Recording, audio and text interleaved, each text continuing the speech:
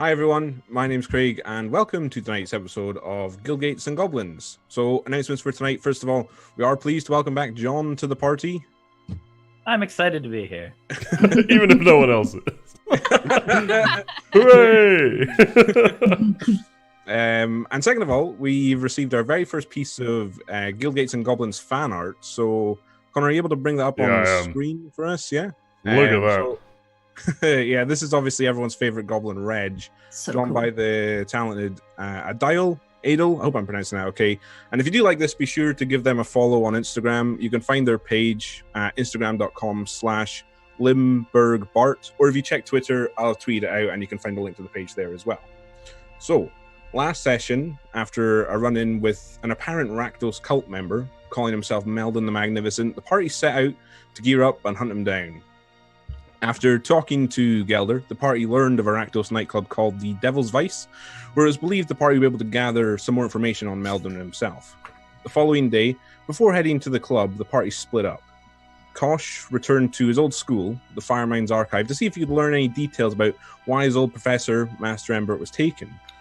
During his visit, he did run into an old associate of his there, but couldn't find any details or hint as to why Master Embert might have been taken. Talora and Vikaru went to a magic shop run by a slightly eccentric Vise, but unfortunately they weren't interested in anything he was selling and took their leave. I'd just like to point out, Lockin just briefly disconnected from the call and swapped everyone's camera's locations, and I hate Wait. that. Wait, I have no idea how that happened. Someone's webcam flickered. Anyway, continue. I'm Couldn't just have been me. furious. Okay. I think it was John. Oh It dear. was John. God damn it, John. Boy. John, you're only just in the main party. I'm sorry, I don't know what happened. On thin ice. Anyway, so Azares and Reg were summoned to a Boros garrison, known as Razia's Vigil, where they were given extended leave to pursue this investigation and to allow Reg to get his pet wolf, Mr. Nibbles. After that, the party met back up and headed into Rakdos territory, and after waiting for nightfall, the party joined the other revelers and made their way into the Devil's Vise. So, we now join the party in the outer corridor just before they enter the main portion of the club. So, just a reminder as well, Lockin, you did cast Disguise Self on yourself before. Yes. That's correct, yeah? Okay, so yeah, you guys, you see this wooden door in front of you with carved in as the image of a impish face winking at you, and branded above that, seared into the wood, is the phrase, "You're running with a rough crowd now." So, what would you like to do? Go inside. You want to just open the door? Okay. This looks inviting, doesn't it? Mm. Didn't the bouncer ask us pain or pleasure before we went in? Yeah, Did yeah. both. Yeah, but we already told him we want both. We're good. Yeah. All right. So, upon opening the door, the first thing you all notice is the heat that seems to radiate out as a blast of warm air hits you. You can all smell sweat and a tinge of burnt hair.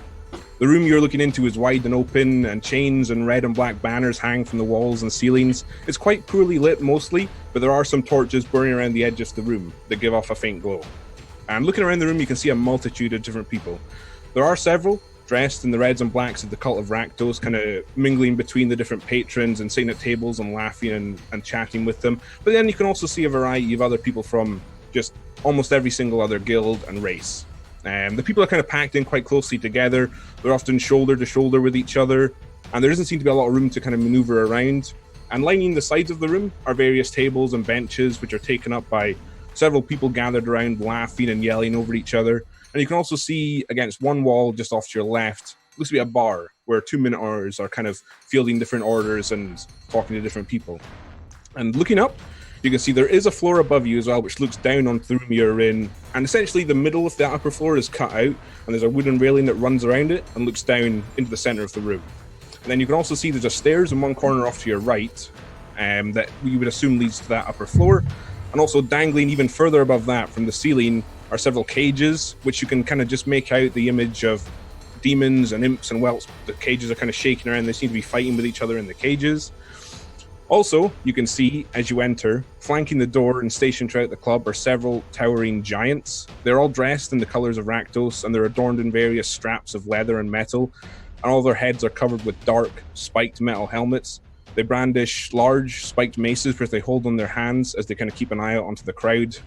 And however, what draws your attention most is this raised platform that seems to take up almost one half of the room. It's quite well lit by a number of braziers that kind of burn at its edges, and then on the platform, you can make out this large demonic creature that's essentially chained to a wall, and it's straining and pulling at these chains. It's trying to hit and swipe at 3 human figures that you can see that are moving and jumping about and in front of it. And the 3 figures, one has a long pole arm and he's taking swipes and then dodging out of the way. And there's one with a bandolier of knives and he's kind of throwing those out towards it. And the final one has a long chain with a curved blade at the end that he's kind of spinning around. And then just in front of that, you can see there's several benches where people are just packed and they're just all staring in awe at what's going on the stage. So that's what you can all see. What would you like to do? The people on the stage kind of swinging at this demon chained to the wall. Yeah. Are they like actually hitting it, or are they like taunting it? Make a perception check. All right.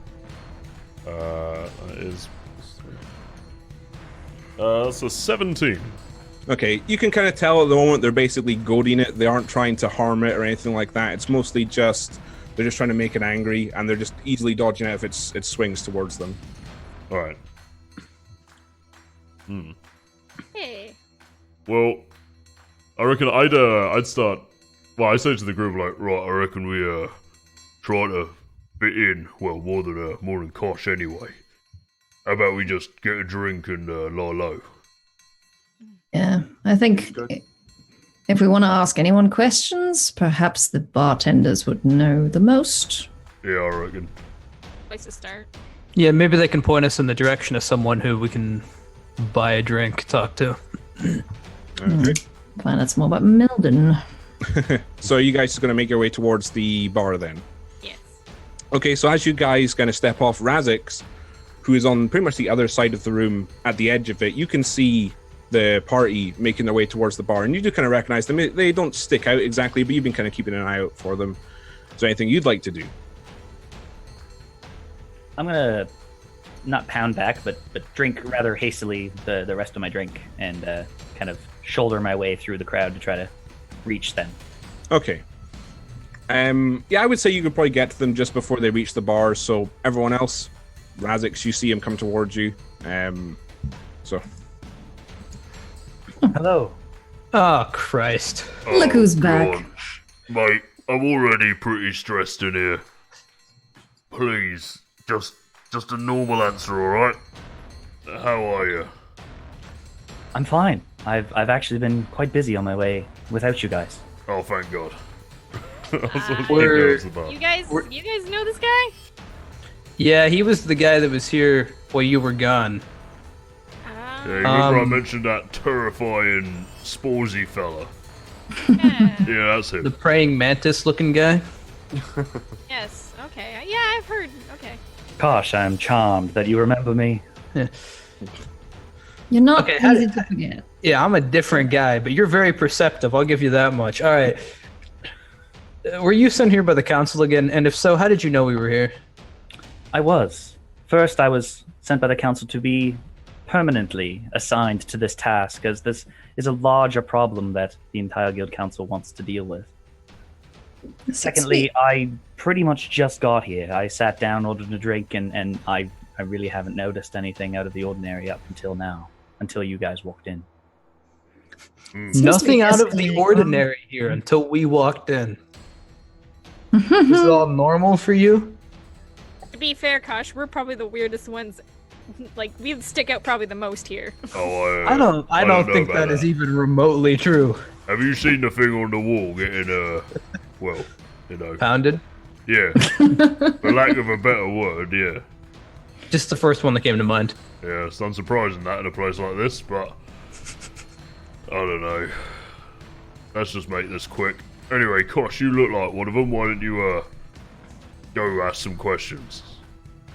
To the bartender or to someone else? Well, we can handle the bartender. Oh, okay, yeah, no, I got this. And I will do a quick glance of the room. Should we send him by himself? Does anybody look like they have well-dressed, well-dressed by like Rakdos standards, maybe a little bit of, maybe a small a little bit posse more with leather them? than the other one? Yeah, maybe a small posse Is it with less leather? Okay, why don't you make a perception check for me? Alrighty, first roll of the night. Okay. That is a 15. 15. Okay. Yeah, basically towards the other side of the room. You've kind of taken a look around, and there's one Rakdos member who kind of sticks out to you. She's wearing sort of a longer dress with kind of leather shoulder pads, and she has this kind of extravagant headdress on. And she seems to be talking to a number of patrons at the table and kind of laughing and joking with them. She's kind of the one that sticks out. Okay. And she's joking with like other... Yeah, just not other Rakdos members, just various patrons. She's okay. Clearing between the different tables. Okay. And I'll walk over. I look at the others. I'm like, should we let him go by himself? Well, He'll Too be late. It's too late. I'm going. my Let's just feeling keep is an eye on him. I don't want any of them to come over here, so... If something happens, at least he's over there. Precisely. Yeah. for Sounds once, great. I agree with you, Rasix. Okay. So, Cosh, you make your way over, and just as you arrive, she seems to have just be tailing off the end of a conversation. She kind of leans back to a group and says, I'll be sure to let him know. And she looks at you and says, oh, who are you? Fresh meat by the looks of things. Sultry Craig is amazing. Okay, I'll kind of I'll reach out to put my arm around her, and I'll say, they call me Daru. Daru? That's a boring name. I'm Zella. It's nice to meet you anyway. Zella. Human Loxodon. Yeah, sorry, I always forget about that part. Fire elemental. World Eater. Okay, humanoid, and you said her name was Zella? Yeah. Okay. Yeah, so I put my arm around her. I'm much more exciting than just my name I let on. Oh, well, do tell. Is there like a dance floor here? Are you asking me or Yeah. I'm You're asking me? you. You don't see anything on this floor. The only thing is this main stage where you can still see these fighters are going at it with this large demon. Okay, I'm gonna look around the club then and say, so what do two people do for fun around here? Well, whatever you can imagine. Oh, I can imagine quite a lot. Why don't you,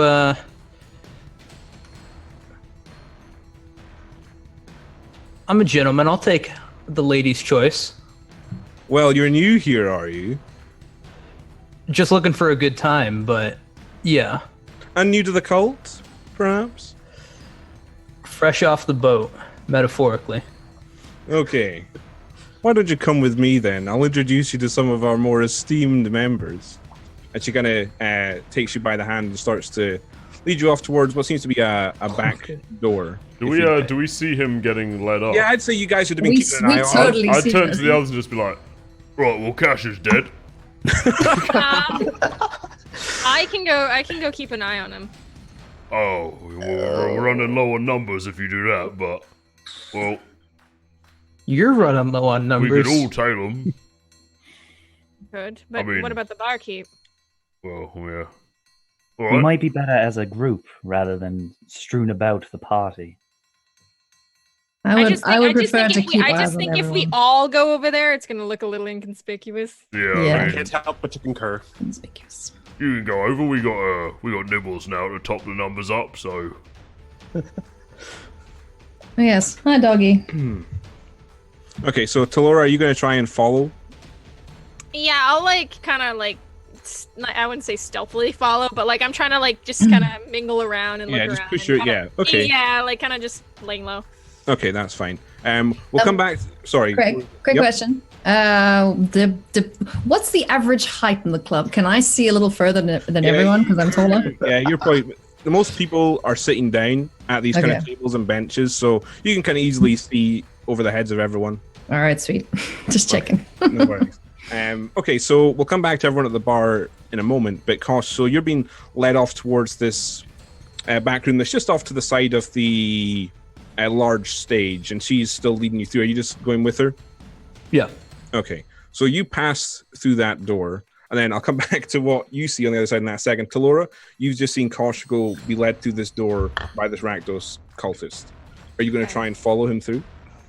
Would I have noticed Talora, like, walking up at any point before I went through the door? Or probably not? Probably not, no. Okay. Just curious. Is there somewhere where I can like duck in for a second where I wouldn't get seen very much? Like a kind of like a corner or something like I don't know. Like, is there something? You could stand against the walls if you like to. So what you would like to see, sort of like standing against the wall and look into the room as the doors opened, essentially? Yeah, can I just kind of like peek over? Yeah, I'd say you could do that. Okay. Yeah. So why don't you first make a perception check for me? Okay. Ooh, rolling. Can't wait. All right. 18. 18. Okay, pretty good. All right. So first of all, Cosh. So you're led through to this back room essentially, and there's a little bit of a different atmosphere back here. There's less yelling for a start. There's less kind of revelry. You can basically make out several booths with kind of low lighting. You can see various figures kind of leaning over and talking in hushed tones. And looking around as well, you do one of the tables does kind of catch your eye. You see a man who's got his head leant down basically on the wrist of a Rakdos cultist, and she's just kind of holding out his arm towards him. And then just as you come in, he looks up from that, and you can just see there's blood all around his mouth, and these just sharp fangs glint off before he looks away from you and goes back to the arm. Zella just keeps leading you past all that, okay? Kinky. And Talora, you can see into, from the angle the door's open at, you can just see about one or two of those like partially lit booths where you can see kind of hunched over figures, but can't really make out anything else. Okay, like can I not see him anymore? No, Cosh is sort of being just led off to the left, and it's pretty dark in there, so you can't really see. Okay. Can I cast invisibility on myself Sure. and follow him? Okay. So by the time you catch up, the door has closed. Do you want to you are invisible now, but do you want to try and open the door? No, I'm just gonna stand on the outside of the door and kind of like put my ear to it and see if I can listen in. Okay. So, Cosh, you are led a little bit further down this back room, past a few more of these booths, until you come to the top of a staircase where there's another one of these large giant bouncers, basically, with kind of leather straps and a large mace in their hands. And Zella kind of looks at him and says, "Pardon me, darling. We're just heading down with a new recruit here." And the large giant figure doesn't say anything. He just steps back, and she starts leading you down the flight of stairs. Is there anything you'd like to do, or are you just... Nope, the whole time I'm just taking notes of anything and everything I see. Just, Okay. Bodyguard counts, potential exits, nice places for my funeral. Okay. So, we'll cut now to... So, Talora, are you listening at the door and that's it? Or say if somebody walked through the door, would you try and slip through as well? Does somebody go through the door? Not within the next 30 seconds or so, but basically what are your intentions other than just listening at the door? Or are you just going to listen? I'm gonna listen in, see if I can hear them, like, go wherever, or, like, see what's happening, because I don't know what's on the other side of the door, I assume. So Sure. I'm just listening to see if I can hear if they're, like, continuing going, if something happens, or whatever. Okay. Why don't you just make a perception check for me now, if that's all right? Just another one. 16. 16. Okay. I'll come back to you in a few moments then. We are perceiving our deaths very well. Well, I got good news and bad news. So, Cosh, as you're led even further down this staircase, the atmosphere changes even more, and it starts to feel a lot more oppressive. As you're essentially led into this very dark and dingy portion of the club, you can still hear kind of thudding feet from upstairs where all people are kind of jumping around, that sort of thing. But it's kind of low light from a few torches, but it mostly seems to be made up of just cobblestone, and you can hear distant dripping water before Zella kind of leads you down to this little basement area. And there's a door that she just starts to lead you through and says, "Don't worry, darling. You'll be at ease soon enough. And she just kind of leads you through this door. Is there anything else you'd like to do, Cosh, or are you just going along with it? Call an Uber. Run. Let me. Oh God. I'm such an idiot. There was. Oh, too late. Nope. I guess I'm following along. I'm gonna say. So where are we going, darling? Well, there's a certain friend of ours I'd like to introduce you to first. He's always eager to meet the newer members. Rein them in, as it were. And then that's when the fun starts? Oh, it will be fun. And she just kind of keeps leading you. And, okay, I guess I keep following. Okay, so you pass through a door, and it's into another sort of long corridor, and there's various doors that kind of line the sides of it, and all of them are made of sort of a rusted iron, and you can hear screaming and yelling that you can make out from behind the door, and a few of them are kind of violently pounded on as you pass by, but you can't see into. There's no viewport or anything like that, and she kind of looks back and grins at you before just continuing to lead you on to another door. Sorry, I said pleasure up at the gate. Maybe he misheard me. That's a very common misconception. The words are similar. Don't worry. You'll be fine. And she just kind of flashes another grin at you as she leads you further along the corridor until you come to another door, another little black iron door that she just opens up and leads you into what's essentially a large chamber. You can't really see into from where you are, but you follow? Is she going in first? Or is she expecting me to go in? She's looking back as she's...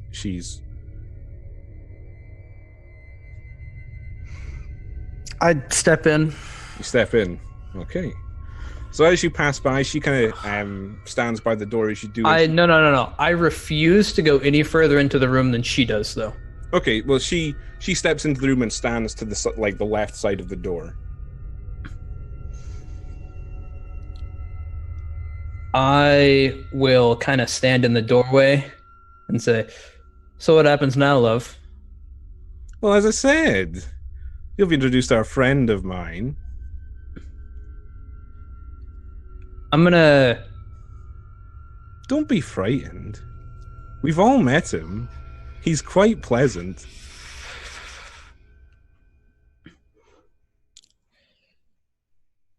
As long as I get to see your pretty face when I'm done with this. Sound good? Well, we'll see what he thinks of you. Oh, fucking hell. Alright, fine. I think I'm in too deep. I'm just gonna start in my head, just my inner monologue is like, fuck, I'm so dead. So dead. Okay. So deep breathing. She shuts the door behind you as you enter.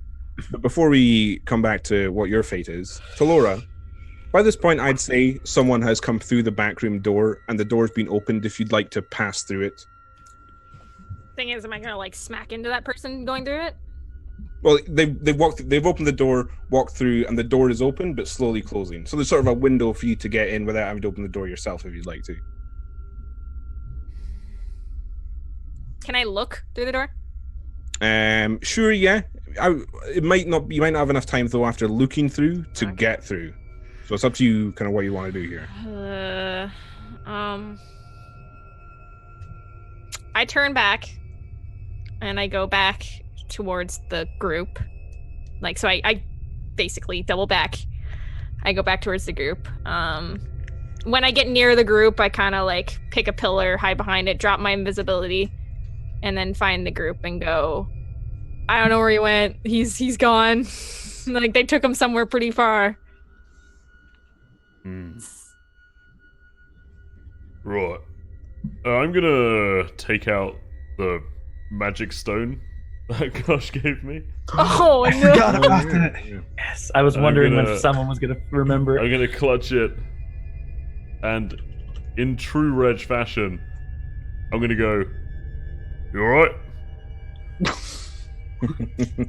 Okay, so Cosh, you hear the sultry tones of Reg in your ear saying, "You alright?" Nope, I went through this door, and I think she's gonna probably stab me until I bleed out. Not good. Send help. Okay. But don't blow your cover or mine, because she'll kill me. And Okay, I then wasn't my- keeping track, but I think that's 25. Yeah, I think. So you hear all of that, Reg. Did I hear him saying don't blow your cover? Yeah, I'd say so. Alright. Well, I'd immediately kind of kick off my bar stool and look at the others and go, right, well, he just reckoned he was about to get stabbed to death and sent to help. So... Lead the way. Where'd he go? To Laura? He went down that way, and I point towards, like, where I was. Alright, I'm gonna start heading that way. With Nibbles behind me. When that happens, can I use my sending stone to send my one message as well? Well, didn't you send it back? Because you That's basically sending sent it back, back, yeah. your Yeah. message. Well, but you can reply to a message by default. I think. So I don't know how they work, Craig. Is it like each user gets a use, I or think does each stone represent? Well, the sending spell reads, you send a short message of 25 words or less to a creature with which you are familiar. The creature hears the message, recognizes you as the sender if it knows you, and can answer in a like manner immediately. So that's one cast of sending, lets you basically talk to each other once. And I would say the sending stones as a pair let you do that once. Yeah. Okay. I've been Well then, Just to never back mind. up, I think that is actually how they work. I think they Okay. they cast once between the pair. Yeah. Okay. All right. So as everyone kind of moves off from the bar, Cosh, we'll jump back to you. So you are in this kind of wide open stone chamber. There's a stench of rotting meat and stale blood, and there seems to be several hooks and chains that dangle from the ceiling. And you can see several figures that stand in the shadows at the edge of the room. There's kind of a faint giggle coming from their mouths. But what draws your attention is a large, towering form that just a pale shaft of light shines onto towards the back of the room. This figure is about 30 feet tall and is mostly slouched to the side on the ground. And you can see its flesh is mostly bright red. However, its stomach and under its arms are very pale white.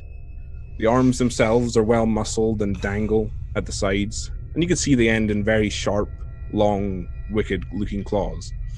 And you can make out large, curved black horns that come off its head, and the eyes grow with a sickly green color. It also has a slightly bloated look to it as well. The stomach seems over large for its form. And you can just make out the face of the creature now, and it's taken up mostly or almost entirely by this large mouth or maw, essentially, which is two rows of very sharp-looking teeth. And saliva gathers at the edge of its mouth, and it dangles and drips down onto the floor, and it says to you, "Come closer, child." I step forward. Interesting. What's an Izzet mage doing down here?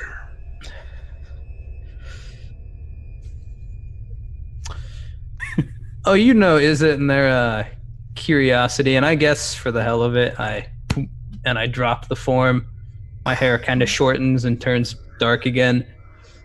I'll say, is it in their curiosity for a little bit of a good time?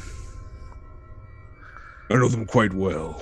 And with that, he kind of swings his arm forward, and it just kind of smashes into the ground in front of you with these long claws, and he drags it back across the stonework, and it kind of rips up and tears, and you can hear just off from the side of the room, from the Rakdos cultists that are kind of surrounding this demon. Impressive. The impunity will not stand with me. Why have you come?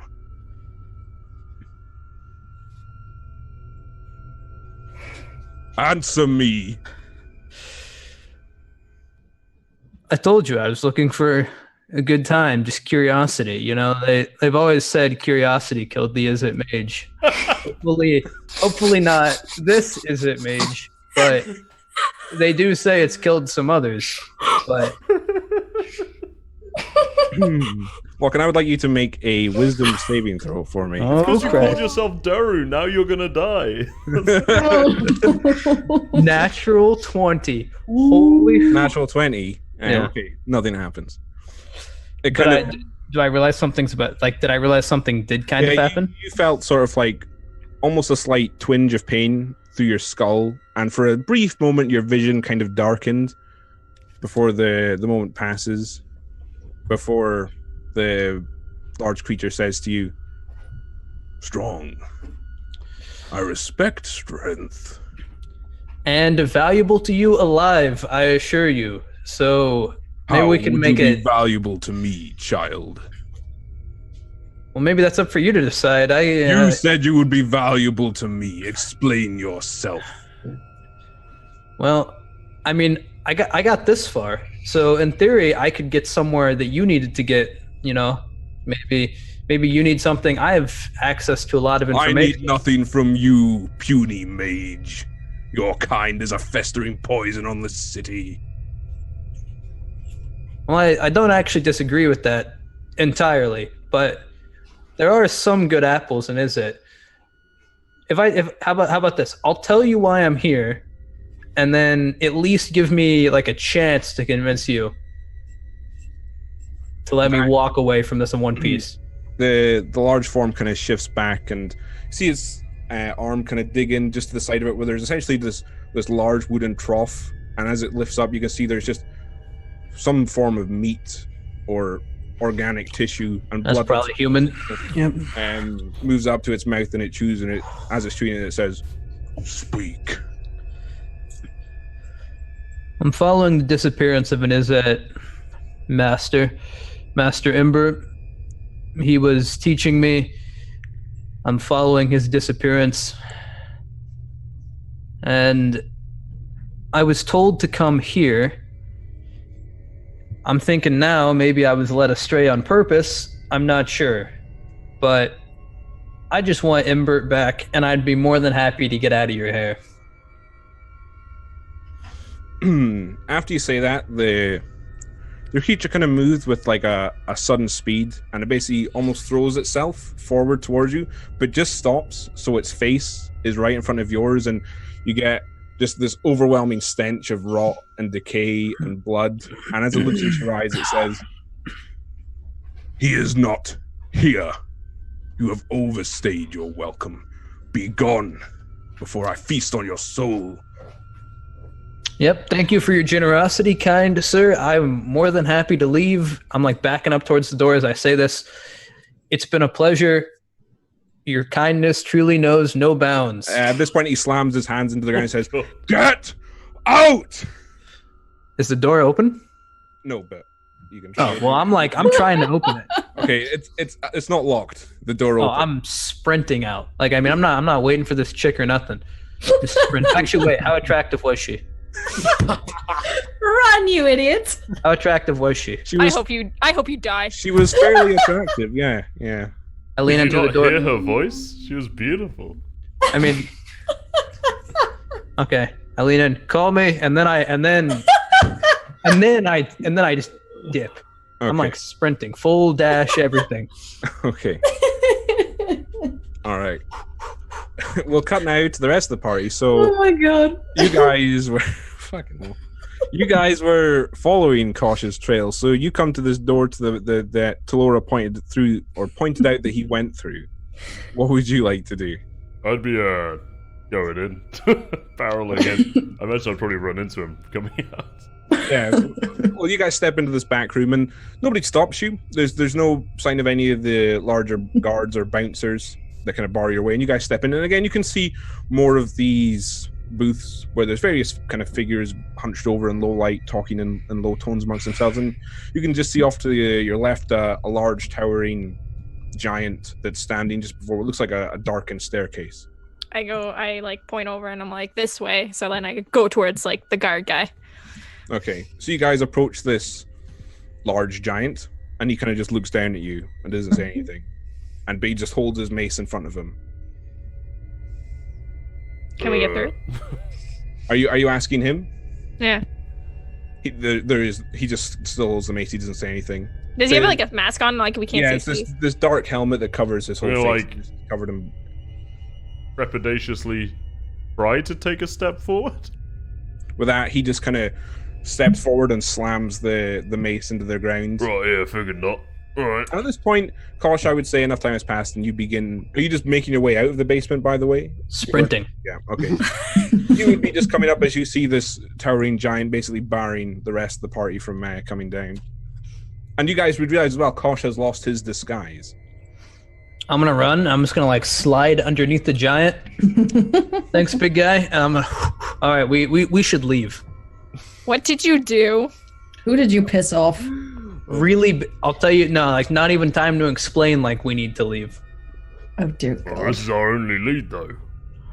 Well, How about you get out? I have it on. Yes. I think he knows I'm with you.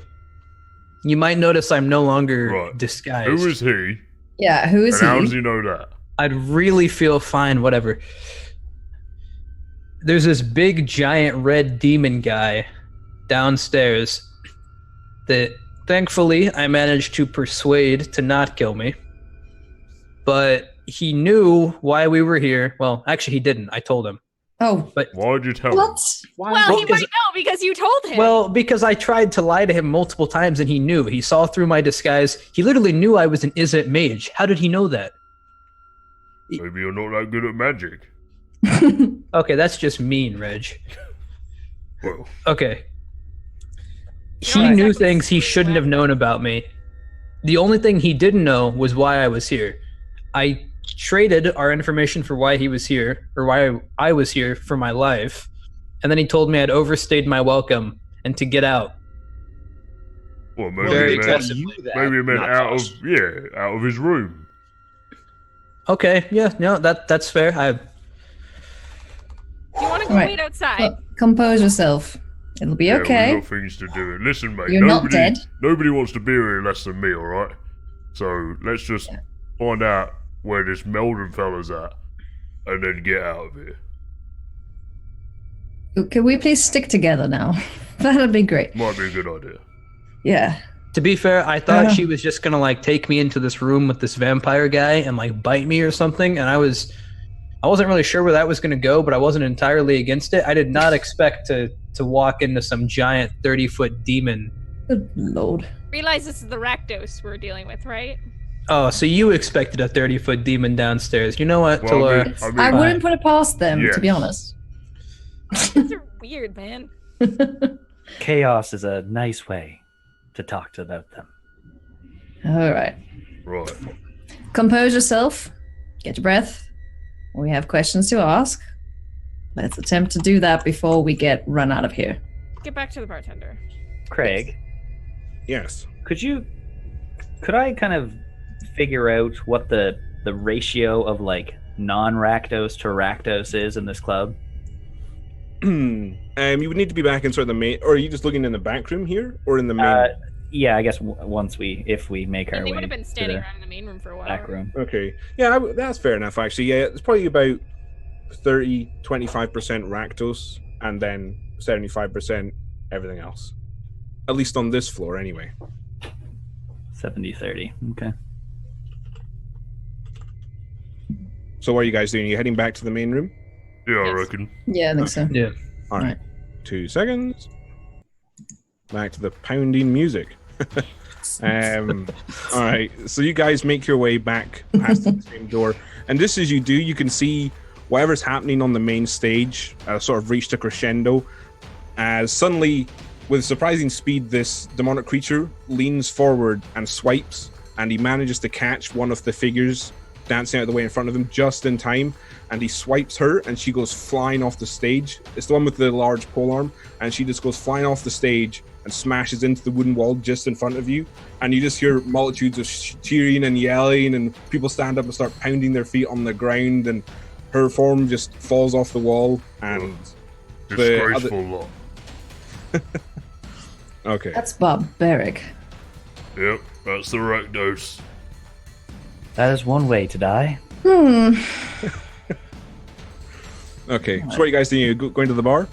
Well, they're distracted. Let's go speak to this bartender, shall we? Okay. Yeah, I walk briskly past. Let's get Cosh Okay. a drink. Avoiding the flying bodies. Yes. Okay. So yeah, you guys come towards the bar, and as I said earlier, it's it's just two large minotaurs behind the bar. Both of them are actually wearing the reds and blacks of the cult of Rakdos, and they're kind of holding, well, not holding back, literally, but they're kind of talking to multiple people, filling out multiple drink orders at the same time. And as you guys get closer to the bar, the part that you arrive at, there seems to be a goblin and a Viashino engaged in some sort of drinking competition, and they're both leaning back with tankards before the Viashino basically just falls off the stool and hits the ground in front of him. And the goblin just kind of cheers and yells before he also just basically passes out. There's a gap cleared at the bar for you. I guess we'll take these stools then. Thank you, sirs. Yeah, basically. Okay. Bonk. So a little bit of time passes before one of the minotaurs notices you and comes over and says, "We're going to get for you."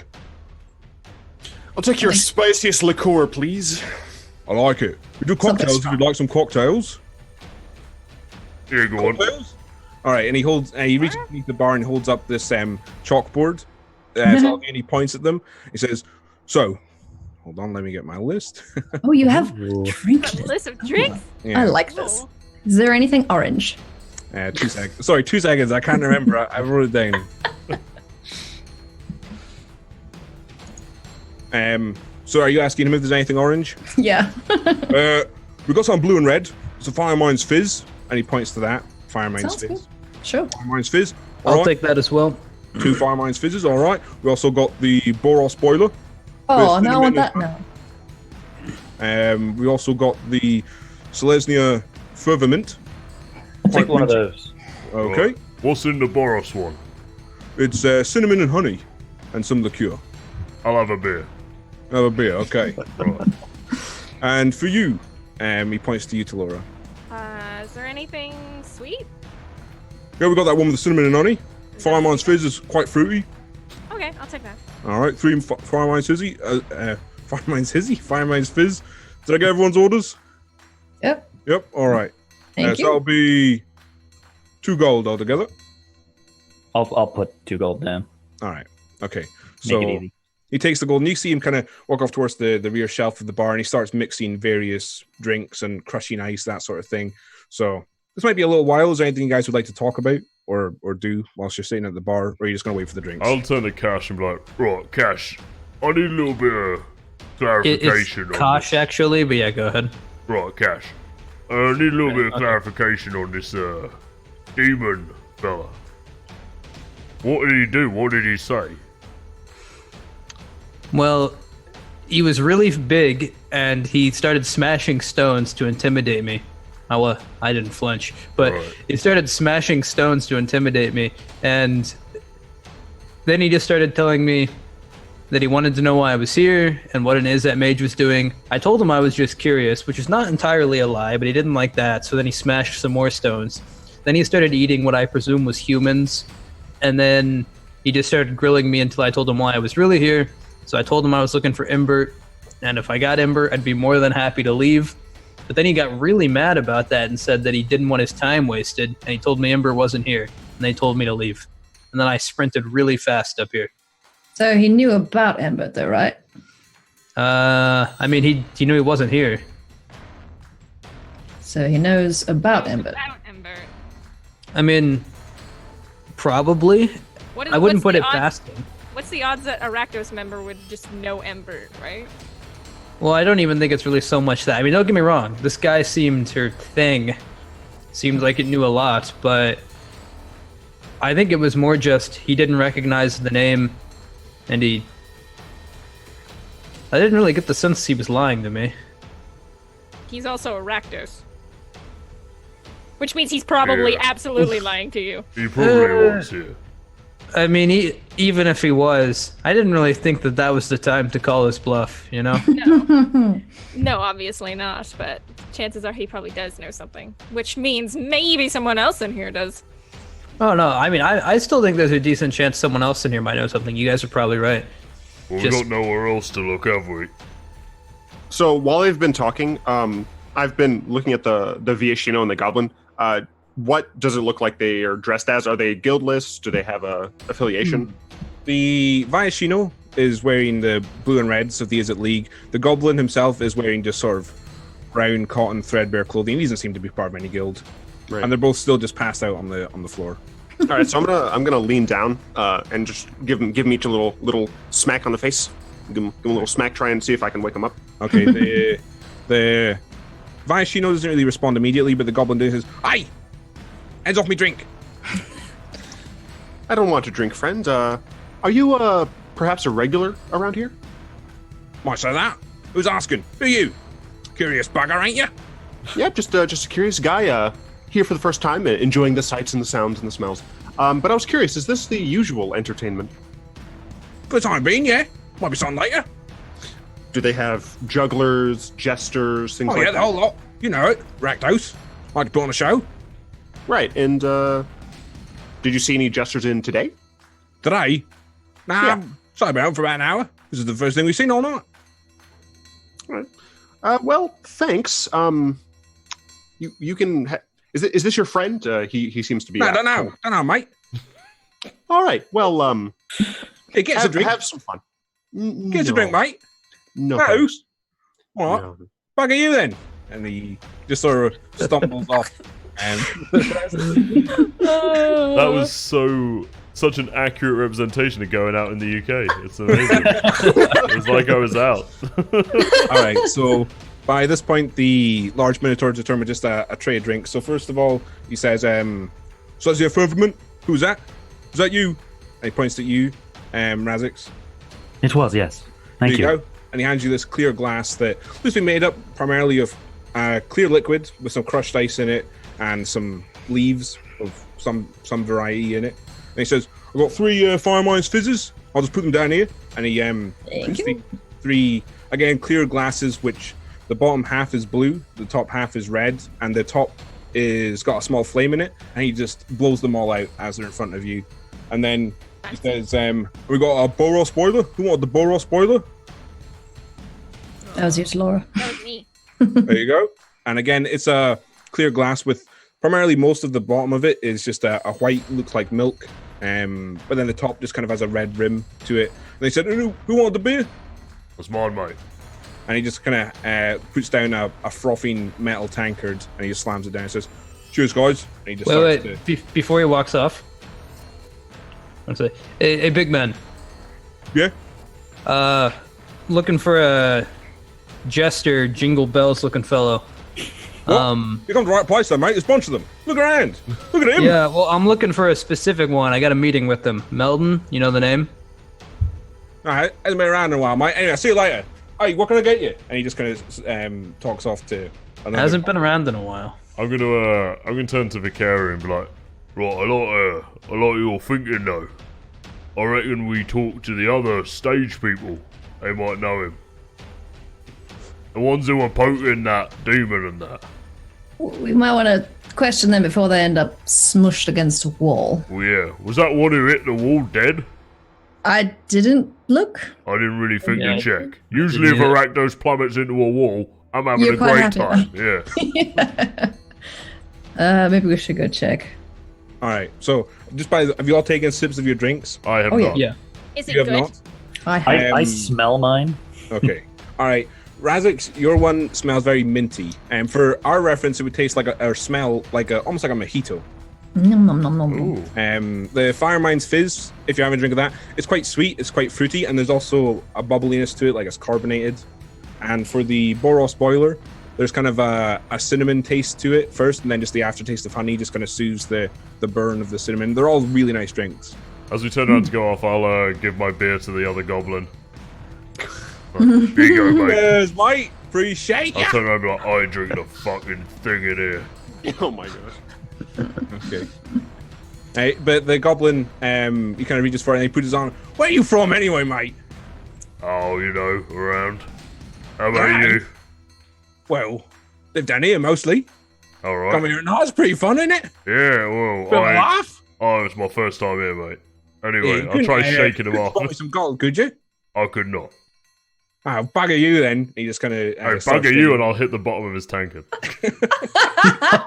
What you do that for? Oh, you told bugger me, I'll bugger you. I bought you that drink, you cheeky little prick. He just starts walking off at this point. Yeah, He's like, good. See you later, mate. All right. Turn around to the rest of the party. Cheeky You're bastard. quite done, Reg. Oh, I'm done. Trust me. All right. Let's All go right. see if we can scrape some Rakdos off the floor, shall we? So where are you Yeah. going? Are you going to where that? I'd be going to where the female performer hit the wall. All right. So you guys all eventually go through and push you through the crowd until you can see there's kind of a small gathering. You're just kind of looking down towards the body of the woman. But then as they see you approach, they just kind of turn off and head back to their seats or whatever. The body's pretty much free for you to look over if you want to. I'd honestly just be looking if they're alive. All right. While they're inspecting, I'd like to look at the room and see if anyone's watching us. All right. Make a perception check. Nope, that's a 9. That's a 9. You gotta take a look around. A lot of people looking at a lot of different things. You can't really make out if anyone's specifically watching you. Reg, looking at the corpse, you can tell basically by the angle of her neck, which is By the usage of your word corpse, I can assume you know. oh, yeah. Can infer. She is quite clearly dead. Right. Can I look around the room and see if I is there like a stage master or a person who looks like they're kind of In charge. in charge of like what's the entertainment maybe? Okay, let's just got another perception check, I guess, if you're just looking around. 4. 4. A lot of people looking at a lot of different things. No one seems to be commanding the situation on the stage. But as you're all kind of looking towards it now, I guess, you can kind of see it starting to, or it is reaching an end as the two people left on the stage. So it's the guy who's covered in basically a bandolier of knives and he's kind of juggling them in front of him. And then the other figure has this long blade on a chain. And the figure with the long chain on the suddenly just kind of takes a deep breath before he blows fire out of his mouth towards the demon, and it kind of just basically punches through the fire and strains against his chains to get to him before the figure with all the knives suddenly launches a knife and it gets the demon right in the eye, and it kind of just rears back and screeches and it tries to reach towards its face, but it can't because it's pulling on the chains before the other figure with basically the spinning chain swings it up and catches the demon in the bottom of its throat, and with the long curved blade just kind of pulls it through, and all this dark blood and steaming innards basically just fall out of its neck before the creature basically doesn't even say anything. It just falls down onto the ground, and then more of the crowd just start cheering and yelling, and everyone's just loving it. As I said, the Rakdos take hedonism a bit too far. Hmm. Yeah. I don't know what that means, but they're bloody weird, so. Gross. Maybe once the show wraps up, we can try to catch one of these people. Yeah, let's keep an eye on them. Alright. See if they leave the stage anywhere. All right, so are you guys just watching the stage to see what they do? Yeah. Want to see where the two performers go. Yeah. Okay. I'm assuming we can like sit down and like pretend to be like drinking, kind of just blending in. Okay, so you kind of look for a few moments, and the two performers on the stage are basically basking in the glory of their club. They're kind of raising their arms up and going, yeah, yeah, themselves to kind of egg everyone on before they both kind of take large, extravagant bows. And the figure with the spinning chain basically blows a bit more fire into the air just as they're kind of standing back up before they start to make their way towards the back of the stage, where you can see there is a small staircase that leads off, but it's just onto the main floor of the club that you're in, and they seem to be making their way towards another back door, not the same one that Cosh passed through earlier, just another one that's just off to the side behind the bar. Right. They're pretty much on the other side of the room, I should say, as they start to make their way. Do we still have our drinks with us? Well, it depends. How frequently were you drinking them? Are you gulping it down? Are you sipping it and enjoying it? I wanna try and bump into them and like spill drinks on them so they stop and we can talk to them.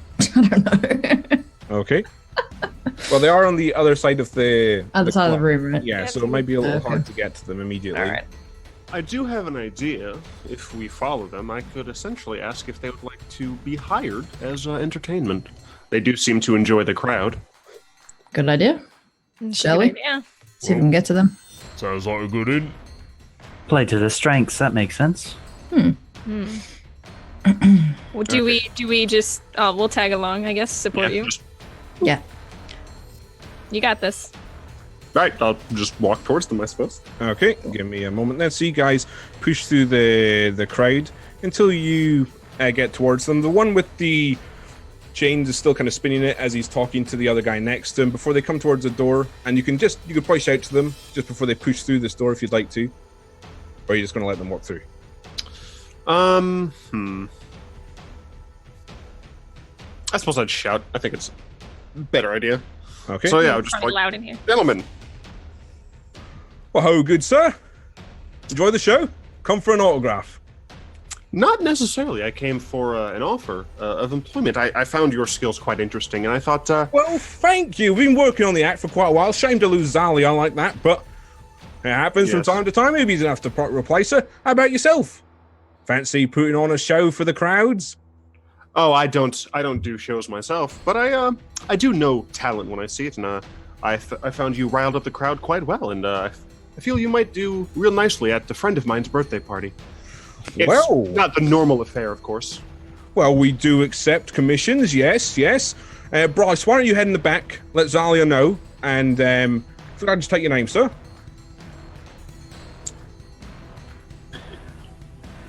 Daru. Yeah. Not you, mate. I'm asking him. Give me an actual second. I'm trying to think if I should lie to these people. Sure. See, this is the problem I had. Screw it, I don't care. The name's Vicario. Well, Vaquero, it's lovely to meet you. I'm Vartexos. And he kind of reaches his hand out. Is his hand like bloody and gross? Not really. No, he's wearing these leather fingerless gloves, and it's just kind of basically a leather wrapping that goes all the way up his arm. And this is, sorry, I should say as well, this is the one with the bandolier of knives. The one with the spinning chain has gone into the back room. I'd give him a shake, and I'd say, so, I forgot the name of the woman. Zella. Zalia is the one. Who, Zalia. So, Zalia, is she your boss? Pretty much, yeah. She kind of runs things around here. Oh, okay. So she runs all of the entertainment. Yeah, she does, yeah. But we don't need to involve her in this. We can do this one a bit more cash in hand if you'd like. Well, I would like to make sure I'm charging you the proper rate, of course. So I might as well I'll ask your see. current employment. Well, she'll take a bit off the top. We can make it cheaper for both of us if you just hire me directly. That may be, but as a man who enjoys his gold, I want to make sure I'm getting the best. And while I was able to see how well you performed, maybe she has other suggestions. I want to keep my options open. But since I did see you perform, I will keep that in mind. All right. I'll have a chat with her. She'll probably talk to you in a little bit. Why don't you make yourself busy, have a look around the club, and we'll catch up in a moment. Sounds excellent. All right. And he just walks into the back room. And as he does, you can see that it's kind of smoky, and you can make out a few burning torches, but you can't really see anything else in the room. Was this the same door that I went through, or a different door? No. This is a different door. This one's more behind the bar. Right. Oh, okay. Greg, how did he take that, the supposed... I'll find someone else, it's fine. Like, was he alright with it? Did he seem pissed off? Why don't you make an insight check? That is 8. You can't really tell, I'm afraid. So, Well, that's Vicario's birthday party sorted. Yeah, who doesn't enjoy some demon slaughter? Cosh, that woman you went with, apparently she's the entertainment director. Is she? I thought their names were slightly different. they are different names. It's Zalia is the one that that guy said is his boss. Zella is the one my that. God. So sorry, it's just the two NPCs you guys have to bring up. Let's call her Stella. Stella!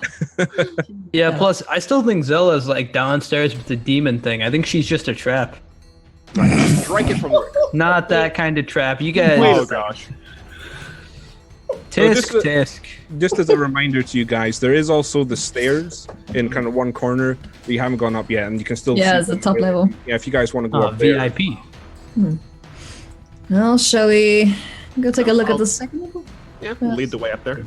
Okay. Alright. So you guys Do we want to make sure somebody stays here though, in case Zalia comes out looking for you? I think they're fine. Can't meet with her. He said to make myself busy, so I assume it's going to take a little bit. All right. So you're all heading upstairs. Okay. So you guys, can I ask a question quick? Sure. Is anything happening on the stage at the moment, or is it still like That's a good intermission? question. You can see there's a few. They're dressed a little bit less extravagantly than most. It's still pretty extravagant for the cult of Rakdos, but they are unchaining the arms of the demon, the large demonic-looking creature at least, and they're bringing down hooks that they're these large meat hooks that they're basically sliding into the coccyx of not the coccyx, the part in your collarbone. I can't remember what that's called. Clavicle. Clavicle. Clavicle. That's Clavicle. Coccyx is your tailbone. That's your butt. They're not. Oh my gosh, they're not doing that. They're sliding the meat hooks into the clavicle of the demon, and then it's essentially being hoisted up, and it's just kind of slumped over, and more blood starts to drip out of it before they kind of walk off the stage.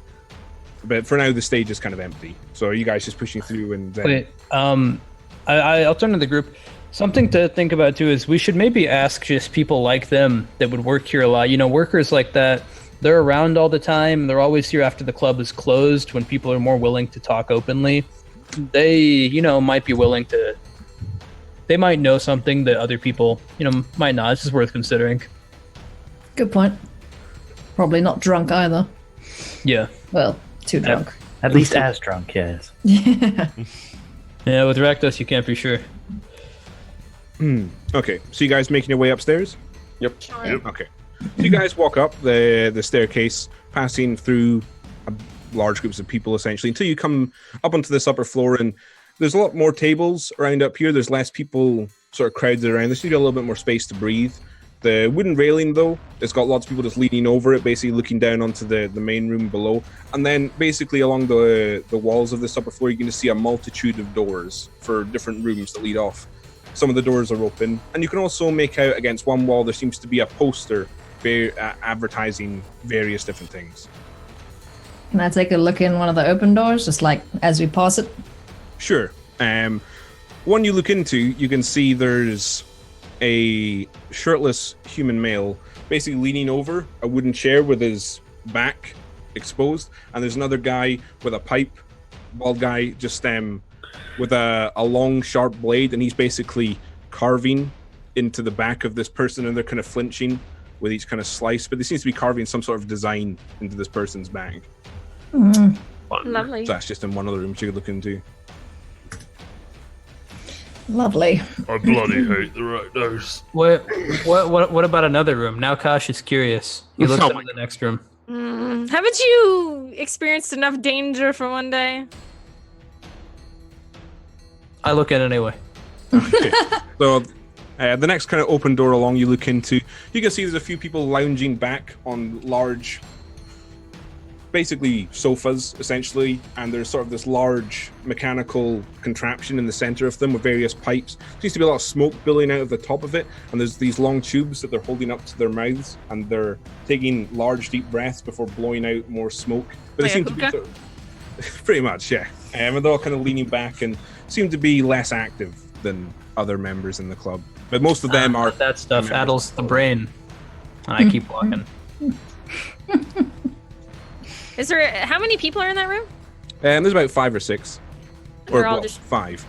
Yeah, they're all just basically slouched on different chairs and couches, just kind of passing the pipe between them.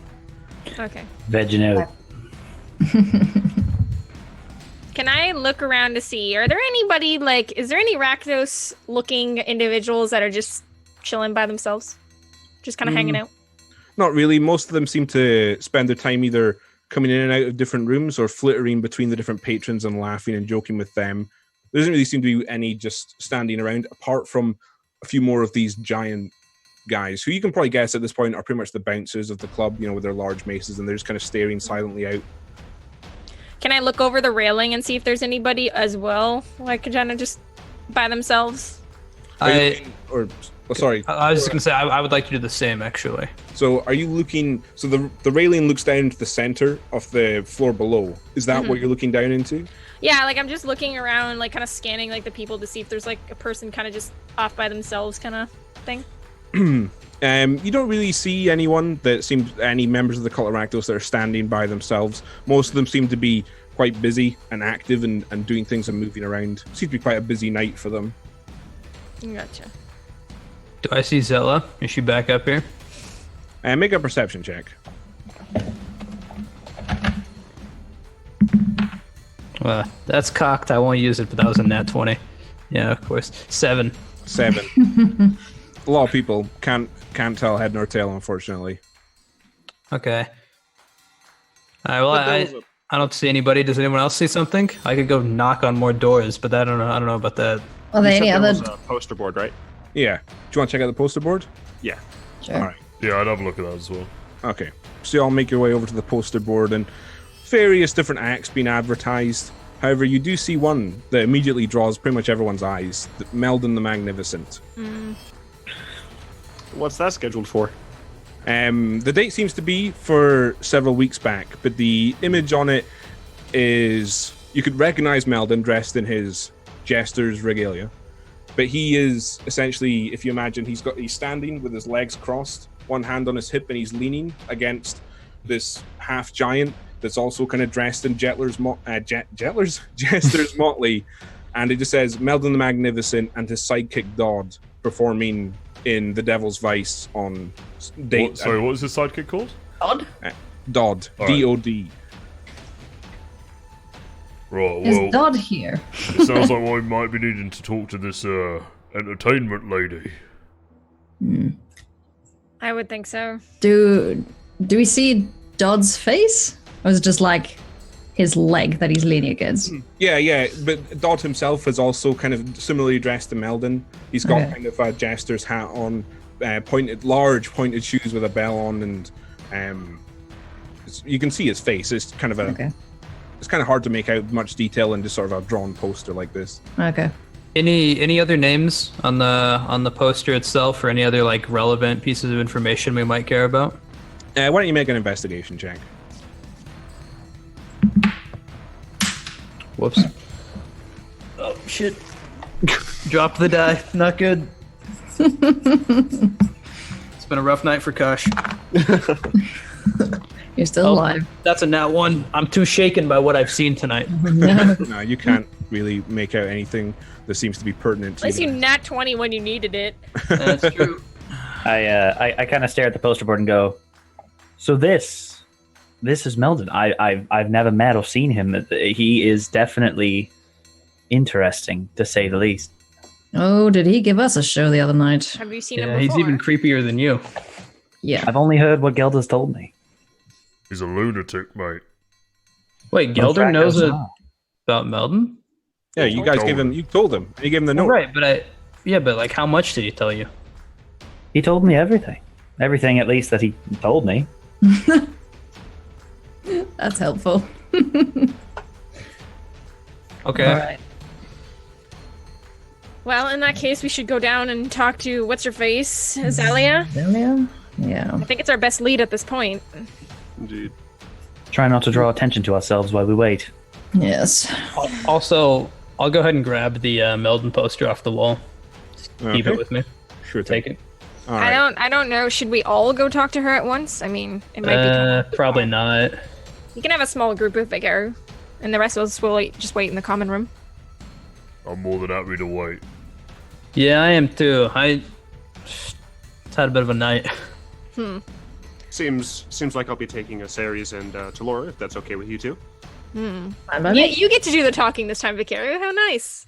Okay, We Raz, should- so are you going to stay outside as well? Yeah, I'll head with Reg and Kosh. Okay, 2 seconds. All right, so are you guys just basically going to wait until someone comes over? Essentially, just find a space and nothing else you guys want to do, want to check out? I mean, I'm keeping an eye out to see if like anybody kind of ends up being on their own, but that's about it. Okay.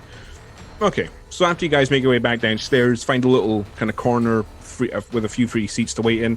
About 10, 15 minutes or so passes before you recognize Cosh. It's Zella who comes over towards the group. Says, "Hello again, my dear," and she kind of extends her hand, wrist down towards you. To me. Yeah, as if she's expecting a Yeah, kiss okay. on her. Who am I with right now? You're still with everyone's still gathered together. No one's split off. I'll take the hand and I'll give her a head nod, but I won't kiss it. Did you enjoy meeting our father downstairs? He's most kind to his children. Well, he wasn't very well. He was a little kind to me. I guess he didn't kill me, but Very true. He doesn't I can't- normally take well to deception. You must have caught his eye in some way. I guess I'm supposed to be flattered then. Oh, I don't know if that's the right word, but you certainly caught his eye. Oh, that is so ominous. To what do I owe this? To what do I owe this pleasure? Well, he wouldn't explain his reasoning to a child like myself, but we can all hope that he has our best interests at heart. Anyway, Zalia is ready for you if you wish to all come with me. All together then? Or are you all going? She just said think- for all of you. Are you all wanting to go? I think guess, we should yeah. all go together. Yeah, Well, I guess she knows we're all together now. Yeah, that's a good I point. would like us to stick together at this point too. Yeah. Anyway, no offense, love. None taken. And she starts to lead you through the club. You guys start to push through all the crowds until you eventually come to the back door that the other two guys kind of pass through. And she kind of looks back, and she opens the door and kind of looks back and kind of beckons for you all to follow. Are you all going to follow? Yeah. I'll Okay. follow. Can when we're going through the door, can I look back to see if anybody is like trailing us, like inconspicuously kind of closing us into this room, maybe?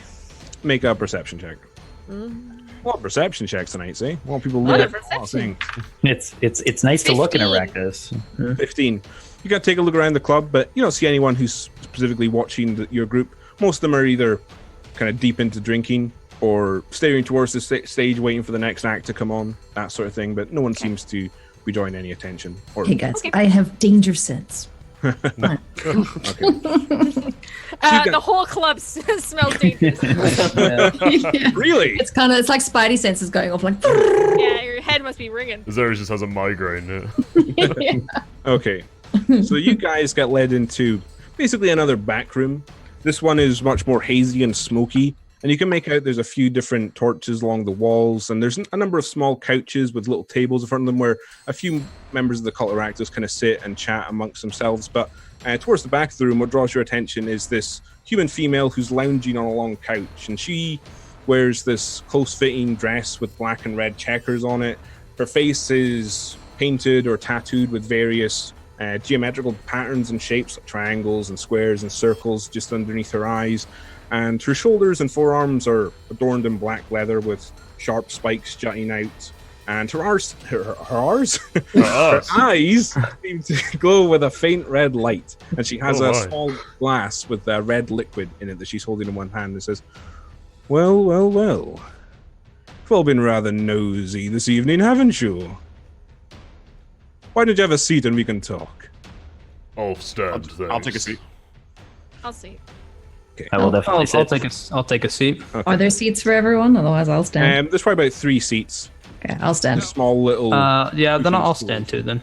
Okay, so as you guys get closer, you can see just in the haze of the smoke, there's 2 more of these large, giant figures flanking her on this couch to either side. She says, asking about an old colleague of mine, haven't you? Meldon. That's a name I haven't heard in a little while. You've So been you're no rather- longer employing him.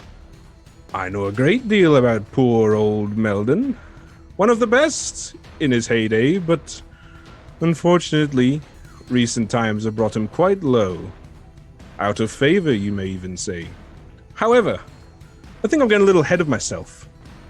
I'm a member of the cult of Rakdos, and there is something to be gained for me here. You're all interested in learning about Meldon, correct? We can give you money. Money's of no interest to me, little green one. Hey. Alright. Tall, red, glowing eyes one. I will give up this information for a price. What's that? I just need you to put on a little performance for me this evening. I knew it. Oh, I do love a transaction. Yeah, I don't think you'll like this one, What Vicara. did you Yeah, have in Vicara, mind? this is. You saw the thing, right? Getting whipped and that. I did. Getting absolutely pounded. Yeah. It will be of a similar vein. I'm not going to lie about that, but you stand to gain quite a lot. I will explain the sad tale of poor old Meldon the Magnificent, and I will also award you a prize purse of 500 gold should you win tonight's contest. Right, what happens if we lose? Yeah. We probably Well, die, right? I'm afraid they'll be scraping you off the floor if you lose. So don't lose. What No, exactly are we fighting against? And can we all fight, or is it only 3? You can certainly all fight. You're a group, aren't you? Yeah, what are we fighting against? Why, our reigning champions. I believe you've already met Vartex. And she Ah. gestures toward the two figures, kind of, and they're kind of leaning towards you and grinning. And Bryce the Breathless. Everyone we fight against is Rakdos lot, yeah? That will be correct. I'm in. Very I get paid to kill you lot normally anyway, so. Oh my god. I'm also in. Sure. I'm pretty And good at what it. exactly is our assurance Wait. that if we are victorious, that you will keep your end of the bargain? Just have to take my word on it. Yeah, I'm not a man. Oh, you who give takes us the word. money first, and if we lose, you can take it off us. Well, that's I a would like to write up a contract really quick. All right. It's like shorthand, it's just like Money dead tick. a human I'm a printer. clerk. That's what I do. If she tries to scam us out of the deal, Thing 1 and Thing 2 won't be here to protect her anymore. We can take the information if we need it at that point. I'm willing to take her word on it. You think you can challenge me? Zalia the Wicked? The worst thing is, No, look, I'm just saying I'm willing to take your You word, that's would all. Threaten me in my club? I would never dream of it. You're on thin ice as it is. Better run in with Osmogoth downstairs. He enjoyed you. listen, gosh, the thing is, I think they're demented and wrong, but, well, they take this stuff seriously, I believe her. Well, that's what I'm saying. Well, no, you said you were going to kill her afterwards. No, I said I- only if she didn't. I was just saying that for Vikaru's sake. I'm willing to take her word for it. Maybe You we gotta should. run a business. I'm gonna offer my quickly written up contract. Okay. Essentially that Yeah, states- look, let's just get back to it. Oh, yeah, you can paper Can cut I with ask that. a question? I want to ask a question. Sure. What are the rules? If there are any rules. Kill the others. Is that it? That's it. Easy peasy. Let's go. And we're only no, fighting no. two of you, right? Nation. Well, no, it will be the two of them, but they'll be joined by two of our friends. Alright, but Even Nibbles things fights up, as but- well. You can certainly bring him along. He'll fit in quite nicely. Oh, yes, he will. Lovely. Now, I believe you had a contract for me. Is that correct? And she looks towards you, Vicari. Yeah, I'm gonna hand it over. So what? Sign here, here, What here, does here. it say? I mean, essentially, it just lays out the fact that we are going to enter a contest as dictated by her name here. If we are successful in completing her contest, which apparently involves eliminating our competition, then we, the group, I'll sign it, is to get a sum of 500 gold as well as information about the Meldon the Magnificent to our satisfaction. However, if we lose, then obviously our lives are forfeit because we have lost and we are dead. Just for my knowledge, does it actually say eliminate or kill on your contract? My assumption is eliminate. Okay. She looks down at the contract and she says, "It's almost perfect, but let's change this to kill rather than eliminate." I'm going to lean over to Vicara and go, hey, after she signs it, add another 0. I take contract law very serious. Why? That's Well, more money. Oh, sorry. I don't want you to wriggle out of it in some way. Either they die, and she points to the two guys sitting by just watching, or you die. Yes, however, that would leave a loophole so as if one of them is able to escape, then we no longer get paid. And I can't really have that. If they flee, they will die. Sounds good to me. I'll add that addendum in there. What is their react? Like, are they still there? Yeah, they're just leaning over, looking on and grinning. They're loving it. Yeah. I'm gonna grin back at them. Okay. Yes. Can I know it's gonna be a long shot. Can I see if she sees she's lying? If who's lying? Or you wanted Yeah. to see if she's lying? Yeah, like can I Oh, can I right, discern okay. whether or not she's lying? Make an insight check for me. I don't even know what my insight is. Where'd I put my sheet? Oh, well, whatever. Nope, it's a 9. Okay. You can't really tell, I'm afraid. But Vicario, have you amended the contract and handed it back to her? Yep. Okay, so she just leans over to like a small side table where she has a quill and ink, and she just signs the name and she hands it back to you, and it's Zalia the Wicked is what she Okay. signed in the box. And of course, in our areas, I'll sign my name. Lovely. Shouldn't we Would you sign as a group? That's We have- his business. I don't care for the contract myself, but If you would all like to put your names down, feel free. You can sign for me. I trust you. okay. Should All right. really have a name for a group, just so that it shortens it, so we don't all have to sign all the time.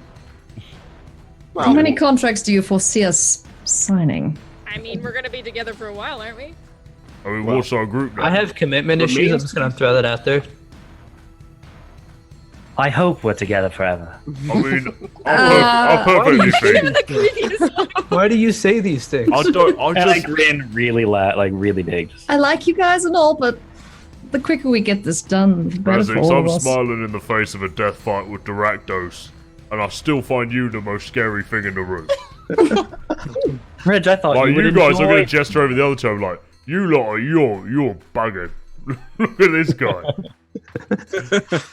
They just keep on grinning towards you. So, before we head into the next section, then why don't we take a short 5-minute break so we can refill our drinks, use the bathroom, that sort of thing, and then Stretch. All we'll right, see what Yep. happens. we'll be back in a few. All right.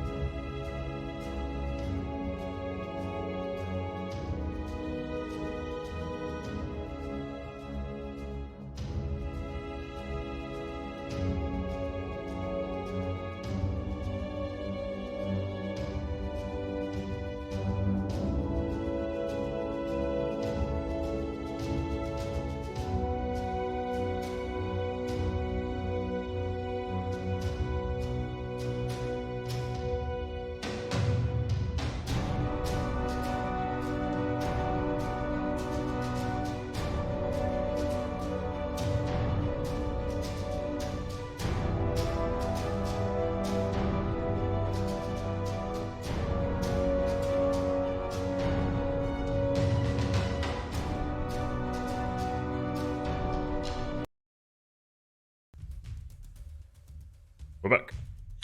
Hi everyone, welcome back. Yeah, so just as we left the group there, I just finished signing a contract with a woman named Zalia, working for the Rakdos Guild. So, Zalia is now leading you all out of the room, and she looks back to all of you and says, if you'd like to follow me... Mr. Nibbles down. I'm sorry, he does that. Fine. Sorry, God. Please continue. So she looks back to all of you, and you can see the other two figures as well have stood up, and they begin to make their way out of the room and pass you, and she says, if you'd like to follow me, then... We follow. Okay, you follow. So she leads you back out into the main room of the club, and you can see the two guys have passed you all, and they're up on the stage at the further end of it. And you can see joining them on stage now as well are two dog-like creatures. However, you can see most of their flesh is kind of scorched and blistered, and there is very little hair on them. Who's bigger, them or Mr. Nibbles? They are slightly bigger than Mr. Nibbles, I'm afraid. Their front paws and mouths are kind of wreathed in flame, and droplets of flame kind of spill out and sizzle on the ground, and they're kind of growling and looking towards you all as you begin to make your way towards the stage. Yeah? No one's wanting to do anything else, so you just... No, I'd just be walking out. I'd already have sword and shield out, I think. Okay. I'm gonna clap to Laura on the back and say, "This is so we don't die." And I'm gonna twin cast mage armor for both of us. Nice. Okay. I love it. I am going to start raging. Okay. I give him a wink. I'm like, Okay. thank you. I'm gonna cast I'm- Shillelagh. I'm gonna. Is Zalia around? Yeah, she's Gosh. she's kind of leading everyone onto the stage, and everyone, I assume you're all going up onto the stage and passing her. Yeah. Okay, I'll give her a wink as we walk by. Okay. Zalia's the one who is not the one you've been flirting with, Lockin. Yeah, I know. No, I know. Oh, God. Kosh knows. Okay. She kind of screws up her face as you do that, but she kind of turns towards the crowd at large and says, "Ladies and gentlemen, boys and girls, goblins and Viashino, Vidalkins and vampires, we have a new group of performers tonight. They are none other than," and she holds her arm out towards your group, and she kind of looks at you all expectantly. What? Duh. Well, we can't be called, No. Yeah, that's not our name. Hang on. Group huddle. Huddle. Alright. What the hell are we, guys? Ceres has to like kneel down Yeah. and, like, on all fours to even like See, I get. told you we should have came up with a name. Well, the smarty pants, name us then, for Pete's sake. Yeah, you come up with a name, go on. Yeah, and make it something cool, okay? I'm gonna break out the huddle and be like, she's got the name. Well, let's have it then. I mean, we're courageous and we're strong, right? Yes. I'm gonna start playing a jaunty tune on my lute to kind of pump her up. Okay. Get like a power chord. And our name is Jewel. The Society of Courage. The Society of Courage. Okay. I laugh. I break out my trombone. Right. Wah, wah, wah, wah. We have a new group tonight. Okay. The Society of Courage. And then you, Yes. you hear like a few kind of mutterings, and then a voice in the background says, "What'd she say? Society of Porridge." Is it too late to resign? Is it too late to be the Society of Porridge? I like porridge. Okay. Same. So then she says as well, "And we have our returning reigning champions, the infamous blade juggler Vartex Hoss." And he kind of leans forward and starts to juggle blades into the air and catches a few of them, and one lands in his mouth, and he kind of flashes a grin towards the crowd. And joining him, as ever, Bryce the Breathless. And so Bryce is the other figure, and he's basically kind of dressed in sort of a slight motley, not quite a full-on jester, but as she does, he kind of leans back and blows a massive cloud of fire into the air. So, on my count, you will begin. So what I'll do now, guys, is move us onto the battle. I'm gonna map. flip my bow back out, actually. Okay. Right, I've just remembered I am advantageous in, Whoa, that's a lot of people. Holy Holy shit. crap! I just got stage fright. Well, see you later, everyone. It's been great. So just so you guys are back towards the side? left here, yeah. Yeah. Egad. How? That's a lot of peoples. That's so fun. Well, that's just the crowd. Don't worry, guys. Yes, it is. Yeah, but nobody use AoE. Oh dear God! Oh my God. Kill the whole crew. Oh, that'd be great. Wait. If it all goes to shit, I'll just shout food fight and hope for the best. How do you get your creature up again? What the frick? You Your drag and drop token. them from the Oh, there they are. on the left. Just hiding. Oh crap! I'm on top of you. Look Sorry. at him, he's glorious. Look at Nibbles' token. Mr. Nibbles. Okay, so they, as a group, rolled a 13, and let me add you all to the turn order now. Oh, Mr. Nibbles doesn't get his own turn. No. Oh, dear. Turn order. There you go. You guys. So you guys just want to roll initiative for me? And Nibbles does get his own turn, Craig. does he? Yeah, he does, yeah. I thought he took a turn at the same time as you. No, no. There you go. All right, so if Okay. you guys want to roll initiative and fill it in for me, that'd be lovely. So I rolled a 13. I rolled a 10. I'm getting bad at freaking initiative. I rolls. also got a 10, John. Nice. Well, I rolled a 9 plus 1. Oh, well, I have 11. Alright, I'm just checking my sheets. Sorry, I'm just gonna let you guys soften them up for me. Here with initiative, mine's a 14. You're With struck with a little Okay. bit too much stage And fright. Nibbles is a... Let me check his initiative. Okay, Nibbles is a... actually a 19, which is slightly All worse. right. So we got everyone now. Do we have you filled yours in, Connor? I have not. One sec. Wait, was my first one a 14, right? Bills and 14 Nibbles, and, not yeah, 19. actually, his own. Alright. Cool. I'm in. Okay. All right. Yes! the Mr. boy. Nibble starting us off. So you guys, just before we move on, are you all happy with your arrangement? You guys can shuffle around if you want to. Are you happy with where you're all stationed? No, I'd be there. I'm good. Okay. All right. Cool. Yeah, I think I'm- Radley, do you want to move forward? I'll move forward, Shuffle yeah. around? Okay. All right. So Zalia kind of looks towards you and then looks back towards the crowd and says, "And with that, we begin." And Mr. Nibbles, would you like to start us off? Right. Nibbles. I'll turn to Nibbles and be like, go on, mate. Teach him why non-fiery dogs is the best. And yeah, he'll charge towards this thing Okay. and make his bite attack at it. which Okay, go is- ahead. Nom nom nom. That is an 18 to hit. Bloody that'll hell. hit, Yep. All right, and the Get him, damage Nibbles. is 3 plus 4, but for 11 points of piercing damage. 11 points of piercing damage. Nice. So you, Mr. Nibbles just kind of sinks into the kind of blackened, blistered flesh of the other wolf creature, whatever it is.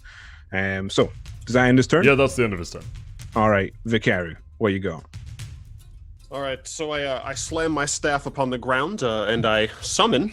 Gosh, how far? Okay, cool. I summon a thing that I have to pull up Okay. by casting a spiritual weapon, Okay. Spiritual weapon. and I have to summon it there. I think. Big, giant, flashy sun. Yeah, cool. All right, I'll summon it there. And when I summon it, I am able to attack for 1d8, and it's a melee spell attack. So, oh darn, I got a 9. 9. Afraid that doesn't hit. That's See, fine though because it's a bonus action. Okay. Mm-hmm. Okay, so we all see this. It's basically an Orzhov Syndicate symbol, isn't it? Like a large sun, essentially. Yeah.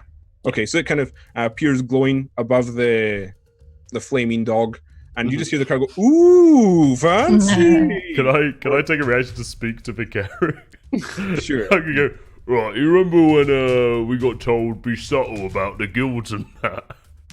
Yeah. I carry around a staff with the Orzhov. Yeah, but there's a difference between that and a big old lion. Okay. So then I'm going to cast Toll the Dead. Nice. Okay. At the doggo that has already been hit. Okay. Sure. So that's what save from me? That is a Wisdom save. Wisdom save. Okay, that's a 9 total, which I assume fails. That fails, so they take a D12. They take 11. 11. Nice. And what kind of damage is that? Is it necrotic? That is necrotic. Okay, lovely. All right, so we all kind of hear this bong, and the crowd go, "Whoa, what was that?"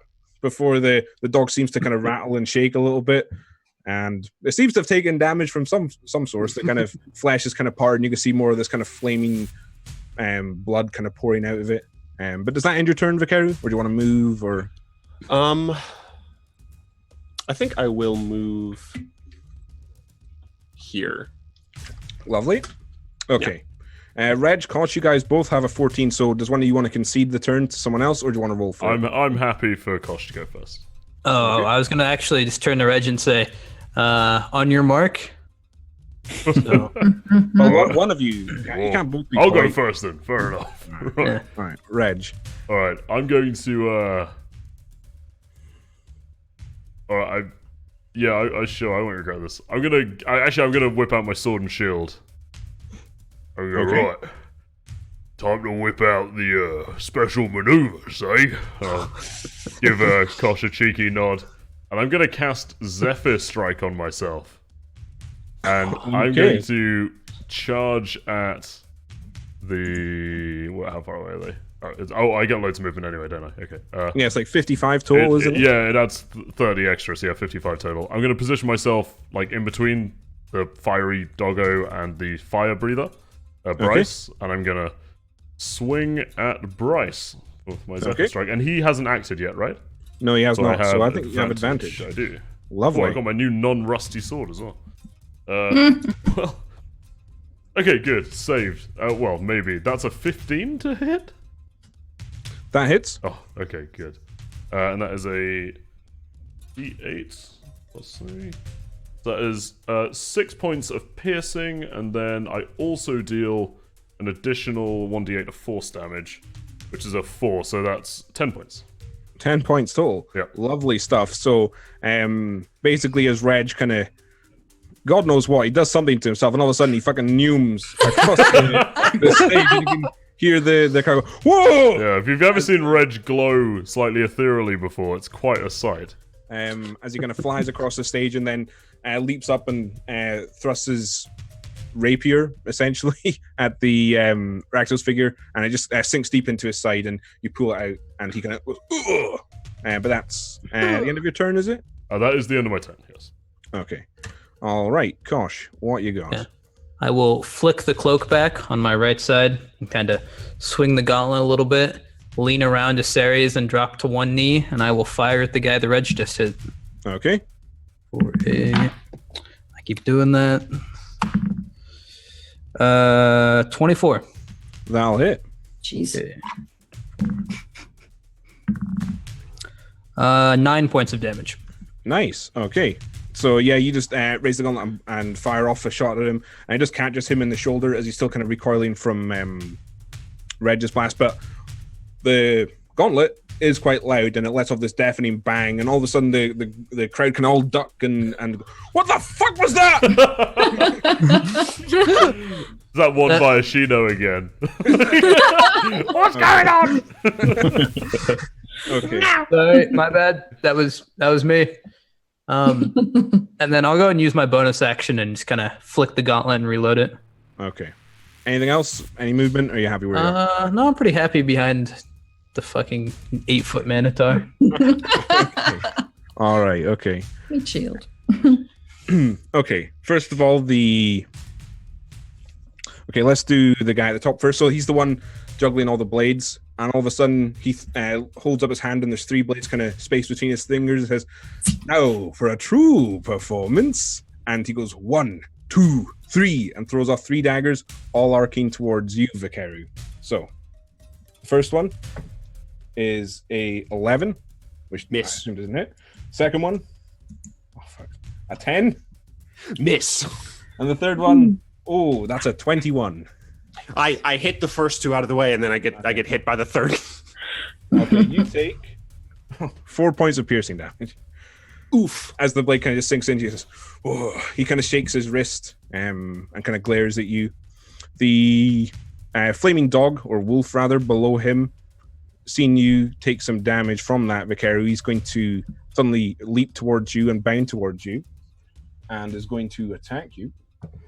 So that's a 20. That hits. Okay, you take, first of all, 5 piercing damage and 3 fire damage, and I need you to make a strength saving throw for me, please. That is one of the worst saving throws I could have. Oh dear. It's all the money weighing you down.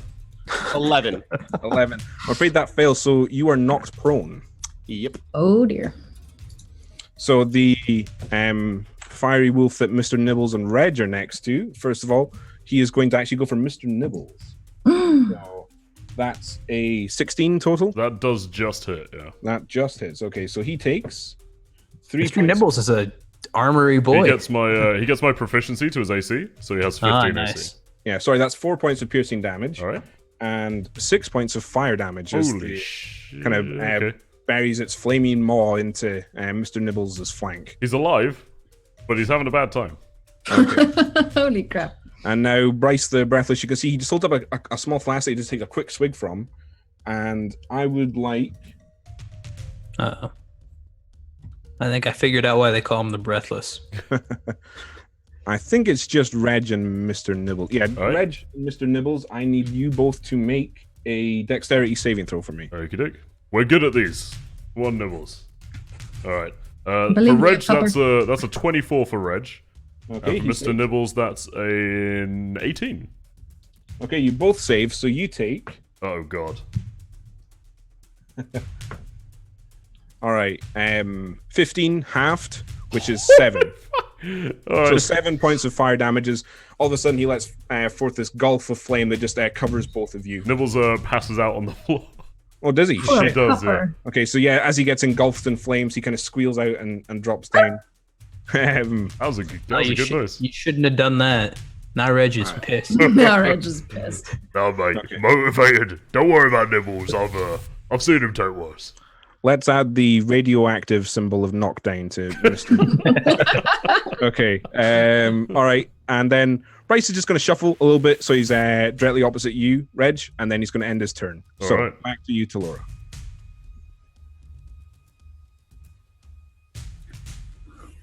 Talora? Sorry, You are I muted muted. myself. I muted myself because I was typing earlier. Did this dog take any damage? That one, no. I don't think so. I see it coming after Vicario, and I will cast a ray of frost at it. Okay, go ahead. I don't know if I want to do it at first level because I think I can, or no, I can't. I think it's just a cantrip, so I can't do it higher. No. All right, here we go. Try to protect Vicario. Ooh, 24. That'll do it. Yeah, that'll hit. If you want to roll damage for me. Yes. I always forget what I'm supposed to be rolling. 1. One. Oh boy, just isn't it cold damage? Yeah. Okay. So yeah, you blast forward this beam of blue light that kind of lights up the stage a little bit, and it just kind of scrapes along the back of the fiery wolf, but it doesn't seem to take any additional damage, I will say. But it kind of yelps out a little bit. But the blast kind of arcs along the ground, and just ice shards spray up into one goblin's face, like, "Aye, what the fuck!" This crowd is rowdy. Oh my goodness. Yeah, All right. But have you got anything else for me, Talora? Anything else you'd like to do? Can I back up here? Is that possible, or are the chains in the way? Nah, they're just lying on the ground. They're not. Okay. blocking I'm gonna back you. up to there, and then that'll be the end of my turn. Okay, Razix. Razix is going to run to here Okay. and is going to cast, I think, 15-foot cube. That's not far enough. I'm going to move here instead and cast Thunderwave. Okay. It's a 15-foot cube. Okay. So let's see who that hits. 15-foot cube. Oh shit. Oh, Yeah. Oh yeah, it's gonna be a fun time. Oh It's a dear. cube as well, so it goes up. Oh no. Oh yeah. Okay. Well, it's not quite high enough to reach the ceiling, but okay. All right. So it's what save from me? It is a Constitution saving throw. Okay. I will roll 3 saves for the patrons because there's quite a few of them, and I don't want to take up all the course. time by doing it. Okay. So Oh dear. it's a 17 from, let's see, the Viashino and the Vidalkin here. That saves. I mean, the woman almost fell into the stands earlier. It's fine, right? That's a natural 20 for the goblin and the Maybe they'll all save and love it. Definitely saves. Yeah. It's like going to a rock concert. That's a bloody hell. That's a 17. So Yeah, that saves as well. do they take any damage? They do. They take half. Okay, we'll come back to that one. And aren't pushed away. Okay, so the guy juggling the blades next to you, he makes a 14. Ooh, that saves as well. Oh dear. Shite. And then the fiery wolf rolls another 17. Wow. Yeah, they all save. Wow. Lucky John. All right, you want to roll damage for me? 7 and 5 would be 12, half to 6. 12. Okay. So yeah, this what kind of damage is it? It is Force damage, yeah. Force, I believe. Yeah. Okay. So yeah, you just kind of clap your hands together. Thunder damage. Okay, thunder. You clap your hands together, and these bolts of electricity kind of arc off and sparkle on the ground. And a few of them you can see kind of zap the patrons, and a few drinks are dropped out of their hands as they kind of convulse. None of them kind of drop down to the ground. What on earth is going on? And at the front, he's taking like a little bit of ice in the face, and the blade juggler, the electricity kind of arcs into him, and he kind of convulses a little bit, and the wolf as well just kind of gets zapped a little bit. And the absolute loudest boom in the world just shook this place. With the large bang, everyone just starts cheering and yelling. They are just loving the display of martial prowess on the stage right now. That's a word for it. Okay. Anything else, Brazix? No. Okay. When the man, the knife guy in front of me takes his turn immediately, I'm going to use my reaction. Oh, I guess never mind. I'll use my reaction now to Halo of Spores him this turn. Okay, sure. Yeah, that's fine. We can just say your turn officially ends, and now you can just immediately use your reaction. Gotcha. Yep. It is a Constitution saving throw. Okay. All right. That's a Friggin' allergies, man. That's an 11 from him. Yes, that doesn't succeed. All right. How much and what damage? It is 4 necrotic damage as Okay. my spores envelop him. Okay, so you just see him start coughing and grabbing at his face, and you just hear from further in the crowd, "What the fuck is going on?" All right. That's it for me. Okay, Azaries. All right, I'm going to go and say hi to this fella over here. Okay, go ahead. That's chomping on poor Vicario, and I'm going to move myself here.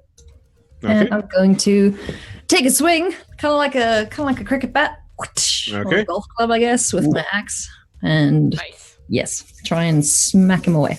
Okay, go ahead. Oh dear. So that's a 10. A 10. No, yeah, 10 to try Okay. and hit him. So you just swing your blade, and the fiery wolf just kind of narrowly dodges it, and you hear a voice call out from the crowd, "Why, dynamite? Why?" All right. Have you got anything else, Azaries? Don't think I can do anything else if I missed. So Okay. yeah, I'll just kind of swing and do a little pirouette on the stage. I'm like, where dog? All Yeah, right. So, that Mr. Nibbles, does he have to make a He death does. saving? He does make death saving throws. Yeah.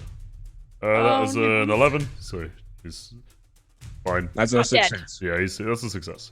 Yeah. Okay. All right. Vicario. So you are on the ground prone. What would you like to do? So I will use half of my movement to stand up. Lovely. Nope, wrong Oh, thing. you didn't die. Not again. Not like this. So I will my golden black sun of my staff starts to shine brightly as I speak a healing word, and I will twin it. So I will heal myself as well as the doggo. Yeah. So Heal we it, each doggo. gain 3 plus 3. Okay, so we each gain 6 HP. Oh, Lovely. Okay. And that is a 1, 2, 3, 4, 5, 6. That is a bonus action, so I also get to do some fun cantripy shenanigans. Ooh. Okay, so I do have a question for you that I realize I should have dealt with earlier. But we reflavored Shocking Grass, right? Yes. Shocking Grass has an advantage aspect to it that requires them to be wearing metal armor. Should we Okay. keep that, or should we have it so that I have advantage when they aren't wearing metal armor? I would say just keep it for metal armor, just for the sake of balancing, if that's Makes okay sense with to you. me. Sure. All right. But I will try to decaying grasp this hound that's up in my grill. Okay. He does have a metal collar on, but I don't think... Well, it is metal. I suppose any metal counts. So, yeah, you would have advantage on this, I'd say. Because it is metal. That's fine with me. So that would be a 12, though. A 12? I'm afraid not. So you try to grab onto it and just Dexterous dog. touch your hands to it, but the flames kind of just flare up into your face and you just can't grasp onto it. This dog's 1v3ing our party right now. Yeah. But Nibbler, or... Nibbler. I am not called Nibbler. Drama. He should just be up now, right? Yeah, Nibbles is up. Yeah, he is up. When Nibbles is up, he's up. It's up and shakes. Okay. Reg, back to you. Right. I'm going to point at the dog, the fiery wolf, hellish beast thing in front of me. I'm gonna cast Hunter's Mark on it. I say, you're so buggered now. And I would like. Could you mark it with the snail of Hunter's Mark, please? I shall give him the snail. Excellent. There we go. And I shall attack he who is marked with the snail. Okay. I have so many character sheets now, by which I mean 2. So give me a sec. Alright. That's 17 to hit. That'll hit. Awesome. That is 9 plus... Oh, hell yeah, 6. 15 points of piercing damage. Wow. Damn. Oh my goodness. Killing Lovely. machine. Connor, you need a Gave the second computer stab. for your other character sheet. Yeah, apparently. Okay. So yeah, you just suddenly thrust your sword right through its jugular and just rip it out. And all of a sudden, this fiery, glowing red blood just kind of spills out and it kind of screeches out before collapsing. Don't on lap that up, Nibbles. Looks hot. It's lava. The And, floor is lava. I'll use my... I think it's a... Sorry, let me just check something really quick. I think it's a reaction to change my Hunter's Mark. I think it's a bonus action, but I could be wrong. Let's say. It is a bonus action, so I'll do it next turn. Don't worry. Okay. All right. So anything else from you, Reg? Happy where you are? I am more than happy where I am. If anything, I would actually just kind of like shift around this guy a little bit, just to be more in between him and Razix. Okay. That's it, though. I'll have my turn, though. All right. Kosh. All right. I'm going to, seeing Reg do it, decide that I too want to do this. So I'm going to cast Zephyr Strike on myself Okay. and start kind of doing an ethereal glow and zooming around. I'm actually not going to zoom very far, though. I'm actually just going to zoom here. Yeah, Okay. better vantage point. And then I'm going to go ahead and attack the guy that I shot earlier next to Reg. Okay. Go ahead. That is a, I want to say a 17? 17 or 16, let me check real quick. Either will hit. So Bear in mind, Zephyr Strike gives you advantage as well. Oh, it does? It does, yeah. It's really good. fucking yum. Oh, that's true. Yeah, I only thought... It does Yeah, not no, neum, it turbo neumes. Oh, well, yeah, okay. Okay. Yeah, If you no, wanna still roll a again. 17. Yeah, no, So- I threw a nat 1 on my second roll. Okay. Okay. All right. If you want to roll Thanks. damage for me. Yeah, that'll be... That's a 1. That's a 1. Yikes. Turbo yikes. So 6 points of piercing damage and then 3 points of force damage. So was that 6 points of piercing and how much force? 3. 3. Okay. So yeah, you just raise your gauntlet and fire off, and this kind of electricity arcs around it this time as you do, and the bolt just smashes into the lower hip of the fire-breathing guy, and he kind of recoils back a bit, but he is still standing. Okay. I'm going to stand up from my knee and then just kind of, flick the glove again and reload it, and then that will be my turn. Okay. All right. First things first. Then the blade juggling guy. He's going to look you dead in the eye, Razin, and he says to you, "Be gone from me, you foul man!"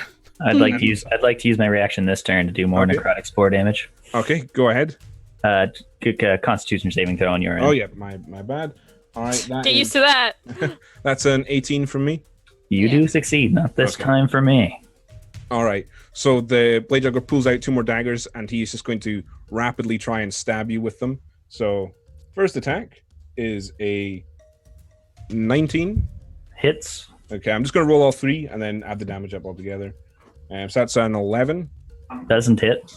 Okay, and that's a 17 again. Hits. Okay, so you take 12 points of piercing damage as two of his daggers just kind of stab into your side. Stab. All right. He knows the move of the stab. Well versed in the school of stab. And the fire wolf next to you, Vikaru, he's going to try and have a chomp at you again. But that's a 9. It misses. That's a miss, okay. And then the guy next to you, Reg, he's spinning this chain with a hooked curved blade on the end of it. He's going to swing over you, and because it's long enough to reach Mr. Nibbles, he's going to make a swing at him. Are you having a bloody giggle? And that is a 16 total. Yeah, that hits. Ooh. You kill my dog again, I swear to God. I think he might. Oh, I think you might as well. Okay, that's a 7 points of slashing For damage. goodness sake. Yeah, he's done. Okay. You hear more cheering from the crowd again. Oh my gosh. Oh no. And Bryce looks to you, Reg, and he just almost seems to blow you a kiss. And it's kind of smoke Oh, just don't blows worry, out mate. and ring towards your face. Difference is my one's immortal. You're not. Okay. I shall give Mr. Nibbles the radiation symbol of down again. But that ends their turn. So back to you, Talora. Frig, can one of you guys move away from them, please? Talora quietly says over the din of the entire bar, losing their minds. Rizix, you're pretty healthy still, right? Yeah, I'm alright. Alright.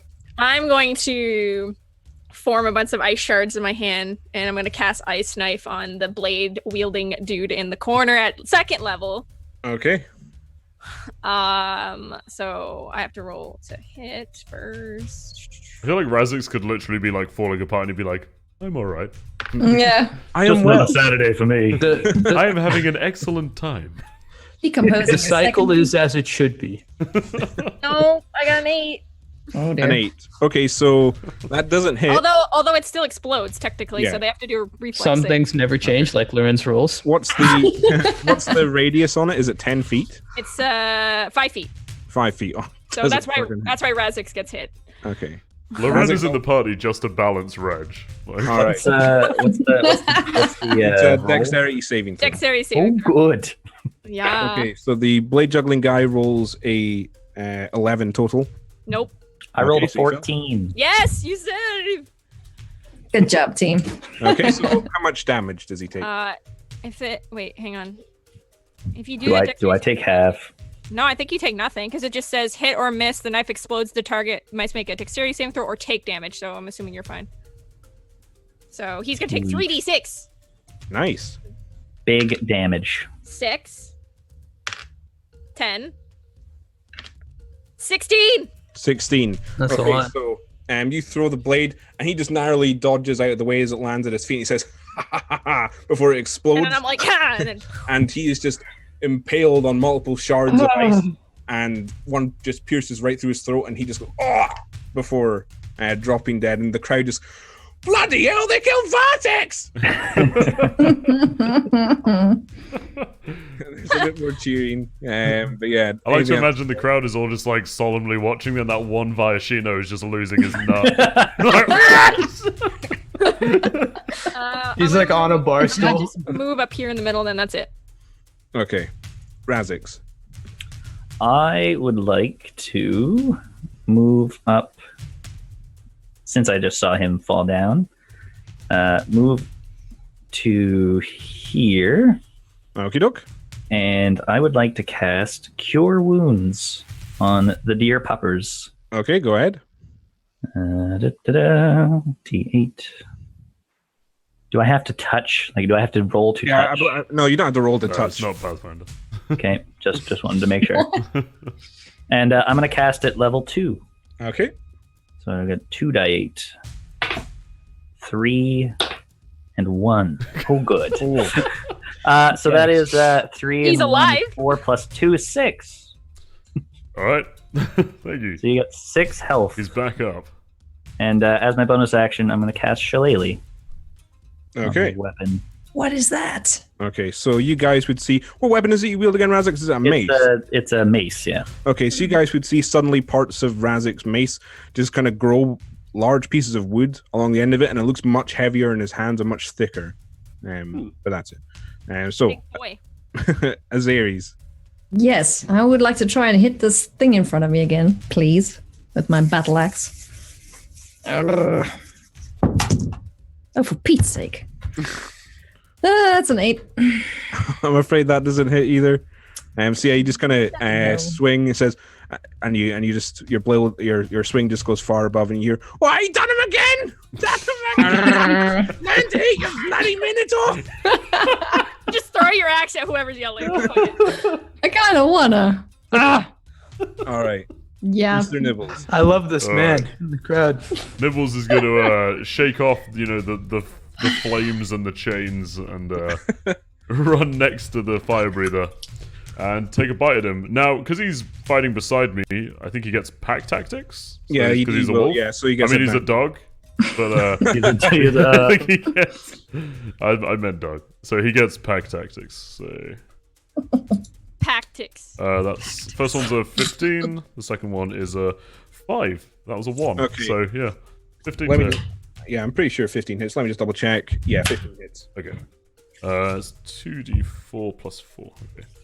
2 and 2 plus 4, so 8 points of piercing damage.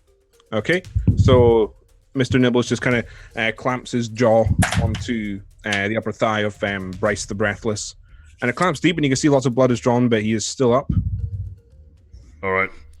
In that case, I will end my turn there. Okay. Vicaru. All right, so I shall have my weird floating disc son move over towards Fire Breathing Man and make an attack on this individual. Okay. And that is a 23. Okay, that hits. Bloody hell. Might hit. This is 1d8. So that's 7 plus my spell mod, so he takes 10 damage. We've had some good rolls tonight. Okay. Except for me. That'll And do it. Yeah, but you too. Okay, so as this glowing Orzhov sun just suddenly slams into Bryce, it just hits him right in the neck, and you just hear a loud snap, and he just kind of crumples and falls down to the ground, and you hear the same voice again, "Bloody hell, now Bryce is dead!" I like this guy. Can we please? He's like he's like the shoutcaster just the whole time. He's got just a microphone. He's standing on the bar. All right. All right. And once again, I will attempt to decaying grasp on the houndy boy in front of me. Okay, go ahead. And you will have advantage. I shout at you, please kill this damn dog! I have no idea Just chopping one side and the other. The floor is in Soft pieces. spot for dogs. That is 18. Please 18. kill the dog. Okay, that'll hit. All right, and so this one takes 4 necrotic, 4 necrotic. Okay. and he can't take reactions. So I'm going to go ahead and walk away. Lovely. Lovely. I like to imagine Vicari just actually walks as well. Yeah, it's like, Of course I do. I just don't. okay. Reg. Well, seeing the fire breather sort of crumple under the weight of the enormous sun above him, I'll whip out my bow and take a shot at the remaining hound, I guess. Okay, go ahead. Actually using my bow. What a ranger I am. Okay, that's... it's only a 10. That doesn't hit, I'm afraid. I think I hit your arrow out the air. I'd use my Ding. bonus action as well. I forgot my hunter's mark drop. Never mind. Yeah, I'll just end my turn there. Okay. I recognize this dog is probably pretty screwed, so Okay. I'll end my turn. Well, just so you guys know, he hasn't taken that many hits. It's mostly just been Vicaru grabbing onto him or... So about 100 small HP to go still. Zerus actually hasn't hit him much. In that case, The I'll shoot final again. boss. This dog is mine. Yeah, we're all just kind of like watching us there. He's like, "Come on, you can do it." All right, I'll end my turn. Okay. All right. Cosh. I will do an unnecessary roll to the right. Up here. Okay. Please make him roll acrobatics. I'm totally fine to roll if you want me Yeah, to. I think you should just try and actually do like a dive roll. Okay. That is uh-oh. Oh. Let me He's actually gonna pull shoot up my off into the modifiers. crowd. Well, What's the highest I'm shooter, not yeah. trying to like shoot while rolling. I'm just trying to like literally roll 5 feet to the right, but it's a 10. I would say that's not really enough to do like a small roll across like a stone floor. It's kind of, it's not exactly Literally the just most lie comfortable. down and like. So roll I would say you try forward. to roll, and then you still don't quite complete it and fall prone. So you still have the rest of the movement. But you also hear from the crowd and say, "What an idiot! What an idiot! You got allowed him? Why?" Oh man. Okay. I'll use the rest of my movement to. I'll use the rest of my movement to stand up and then just shoot the dog. Okay, go ahead. So worth. Oh no, I think that's probably a miss. That's a 12. Okay, now your face has gone bright red. You're too embarrassed and just can't quite line up. No, Kosh owns it, but he's too busy owning it to use misses and just almost shoots a patron. Okay. Oh, dear God. Oh, All sorry. Okay. The fire wolf, he's going to take a chomp at you, Ares. That's an 11. No touchy. Okay. That ends his turn. To Laura. Oh, Christ. I'm going to cast. Might as well, since I'm throwing around some ice knives. I'm going to throw another one at the dog beside Aseris. Sorry, Aseris. Do you remember who used to give me a lot of shit for hitting teammates in D&D? I can't remember who it You was. guys stand by enemies for too long. I mean, I and did your it. I did it process with one lightning damage. bolt. To be fair. Yeah, you did like Dynamite. 30 damage. I did like one. with You like my- decimated that small forest too. Yeah. Oh, we have so many previous campaign stories to tell. Okay. All right. So 11. 11. That doesn't hit, I'm afraid. However, I'll make a. Dexterity shave. And that's a 5 from the Uh, fiery pupper. Aseris, you also need to make a dexterity saving throw. Oh dear. Not one. Oh. Good job. All right. Mhm. I'm just Add it to the counter. She's so annoyed with that dog that she just wasn't paying attention to me casting this ice knife towards her. No. For 6 damage. Okay. So I take 3 because I'm raging. Yeah, well, what kind of damage is Ice Knife? Is it cold or piercing? Cold. Rage only protects you from The blood. knife does Uh, piercing and then it explodes for cold. I think, Yeah. if I remember right. Yes. Yeah, that Yeah, sounds it's about cold. right. It's cold damage. Yeah. Okay. So yeah, you just throw this knife and it lands just below the dog and it just kind of explodes and hits it underneath in its stomach, and these kind of shards stick into it, but it still seems to be standing. Okay. I get pinged as well. I'm I like, see where I am. what the hell? Okay. Sorry. All right. Razix. Just pissing her more off. It's fine. Seeing that the people around me have taken care of the enemies, I'm going to go run at this fire dog. Fire dog. Okay. And I'm going to take a swing with my shillelagh imbued mace. Okay. Nice. I rolled a 6. This is the crab all over again. It is the crab. It really is. It's a crab reincarnated. Okay. I rolled a 6. So yeah, that you just kind of swing wildly and miss, and you hear there's a. You can't kill a bloody dog. I would like to use my reaction, however, to do spore damage. Okay. if I can. Yeah, do you want to just do it now? Just at the end of your turn, just immediately take it. Sure. Just- Yeah. I just need you to roll a Constitution save. Okay, that's 8 total. That does not save. Okay, 2 damage. 2 damage and Necrotic damage. Okay, all right, Azares. Reckless attack. Okay, here we go. Come on. You hear a voice in the background that says, "She's gonna miss again." Won't she? All right, that's a 14, the first one. I get to roll twice, yeah? Yeah. And that's a 13. That's a 14 hit. Okay. The 14 does hit. Yes! Ooh, she did it! Sorry, The crowd goes wild, and you hear, "I knew she'd do it." All right, wait. 1d8. Where's that? Where's my d8? You. Come here. That one. Ha ha ha! Oh, for Pete's sake. 1 plus, wait. Plus 3. So that's 4, 5, 6 plus a rage. So Okay. 6 damage. Yay. Okay. And then And then, because it's the first time I've hit a frickin' thing, I can do the extra damage of can, yes, 1d6 yes. plus half my barbarian. So I'm going to do that right away. I don't care if it's dead. Okay. Bad. Craig's just like, it's not 3.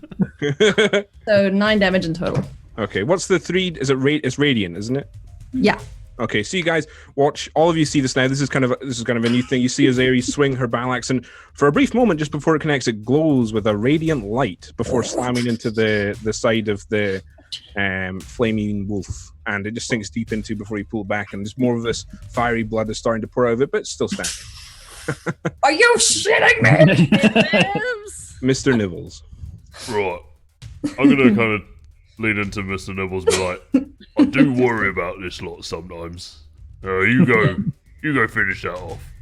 And he's gonna run in next to Razix and take a bite, and he gets pack tactics. 'Cause He he's does, next yep. to our creepy decaying friend.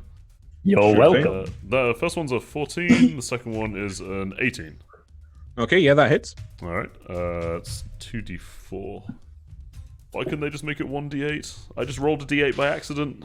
That's a 1 and a 2 plus 4, so that's 7 points of piercing damage. Okay, it's not bad. So Mr. Nibbles just kind of reaches forward and clamps his jaws round the firewolf's neck, and he kind of rips and tears, but it's still standing. Good boy, Mr. Most Nibbles. resilient dog ever. Yeah. All right. I mean, nobody hit, I think, thus far. Okay. Vikaru. All right, so I will move the weapon very slowly over there. I'm just like, what the bloody hell? Hovering. It's kinda very like slow. It's kind of like that Pokemon. What's it called? Sunkern or something? No, not Sunkern. Oh, I Soul don't know what you mean. Soul Rock. Yeah. Soul Yeah. Rock, that's it, yeah. Pretty much, yeah. Yeah. And I am. I'm going to point at the dog. And I'm gonna tell it it's worthless, and it should hear a bell ringing. It needs to Okay. roll a wisdom save. A wisdom save, okay. That's a natural 20. Oh, this dog does not Wouldn't that want just any of it. So it just kind of growls and starts digging its flaming claws into the ground, but it doesn't seem to take any damage from it. Yeah, that's the end of my turn. Self-esteem Alright. is too high. Red. The doggo knows it hasn't been hit by a giant minotaur. Right, well, for goodness sake, I'm done with this lot. I'm gonna pull out an arrow and start glowing with the odd ethereal mist Reg gets and cast Zephyr Strike on myself. And Ow. I will fire at the Hellhound in between Razix and Mr. Nibbles. Uh-oh, Craig actually blue screened. Did he actually blue screen? Yeah? What a lad. Crashing mid-episode. No. Yeah, he's frozen in a position of complete ecstasy. Alright, well... I will not roll my attack until he's back. He is restarting his computer, by the way, but... It'll just Wouldn't that have like half cover then? Theoretically, no. But maybe? I can run think around so. if not. No, I'm not... I think it's, Fast. You can shoot through people in 5e, right? I'm pretty sure you can. Shoot through people? Yeah, I that's don't fine. think If it's so. Talora, I'll shoot through people. Hey! Freaking throw an ice knife at your face. Let's check. Oh, trust me, we know you will. Firing You range attacks past other crew. Oh, yeah, it would actually have... Look I at think it those just gets videos. +2 to its AC, which No, isn't that wait. bad. Oh, This is a good time for elevator apparently, music. No matter how many creatures are between you and the target, they only get +2 AC. Really? Yeah. That's not that bad. No. But it depends if I can see it over Nibbles, technically, because Nibbles is smaller than it. Maybe? I don't know, whatever. I'll fire it over 2 AC. I've got advantage. I don't give a fuck. I'm +7 with advantage. Bring He's it on. got he's got like the bow of like hit everything, so it's No, it's fine. not my. I just get archery. Like, I think I'm the only party member with a fighting style, and I get archery. I think so. Yeah. Is he that? I love how we're just. Okay, we're all in the wrong webcams, and I'm not fixing it. So, Loren, you're now the DM. Congratulations. Yay! Hey! Promoted. You got a promotion. Wait, hang Sorry on. about that. It might change again. Where's your camera? Is my webcam not on? No, Hold on. turn your Yeah, you're webcam on. Oh, Craig is playing me. Oh. There There we you go. are. Yay! Welcome back. Okay, great. Alright, I'm so sorry attacking. about that, everyone. We realized because there's people between me and that dog, it gets half cover, right? It would do, yes. But would I see that I'm like visually impaired from hitting it then? What do you mean, because you're so short? No, do I just visibly not have a clear shot at it?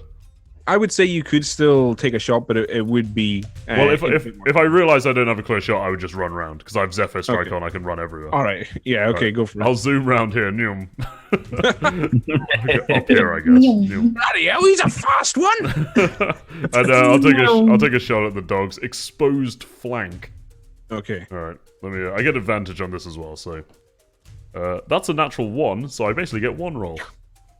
Which is it's 20 overall, but it's a 13. 13. That misses, I'm afraid. No, sorry, it's 20 overall. The roll was a 13. I was just saying it's not a natural 20, is my point. Alright, okay. Okay, that'll do it if you want to roll damage. Alright. That is... Okay, that's 6 points of piercing damage, and 7 points of force damage. Okay, that's enough.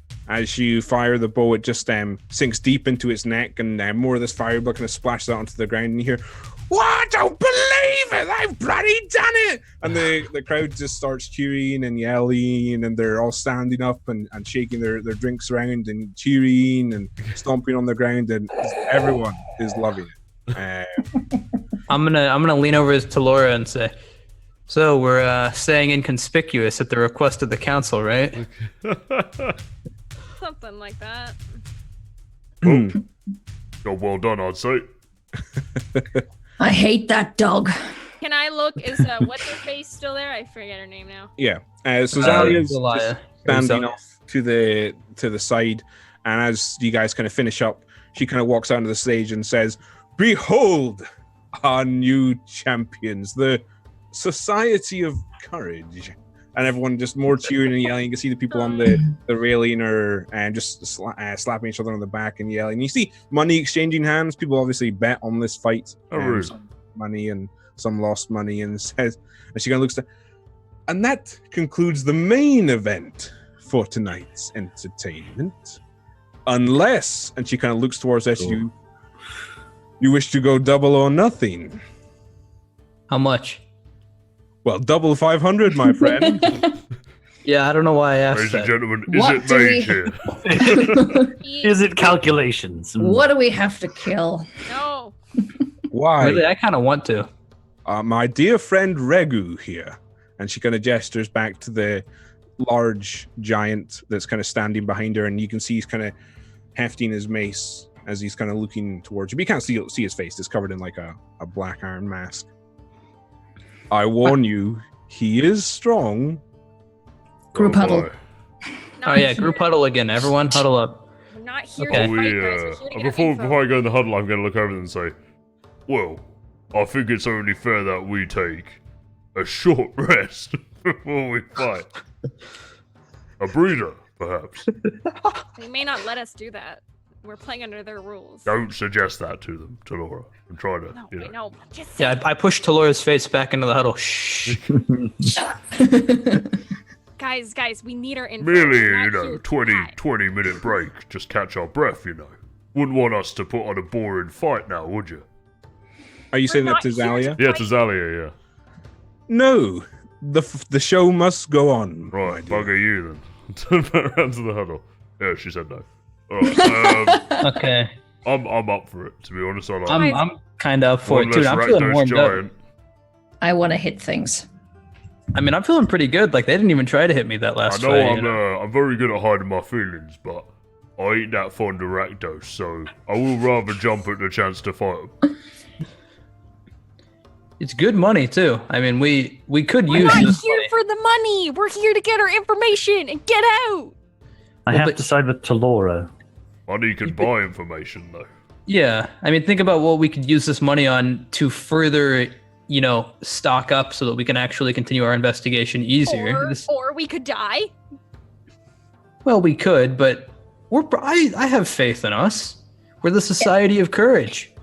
By the way, just what a fantastic name that is. Just people will definitely take us seriously when they hear that. Really Happens if you put me premium on the name. spot, okay? Zalia just kind of yells over to you. Come now. We need a decision quickly. I think we take it. Mr. Nibbles, I think what do you so, too. think? That's fine. Mr. Nibbles looks at you and goes, Okay, so it's 5-2 then, right? I mean, Mr. Nibbles gets a vote here, and he said yes. It's 5-2. I think. Shout to her. well, it has to be unanimous. We ain't gonna make anyone fight to the death against their wishes. Yeah, I mean that's fair. Are you guys gonna sit out if we?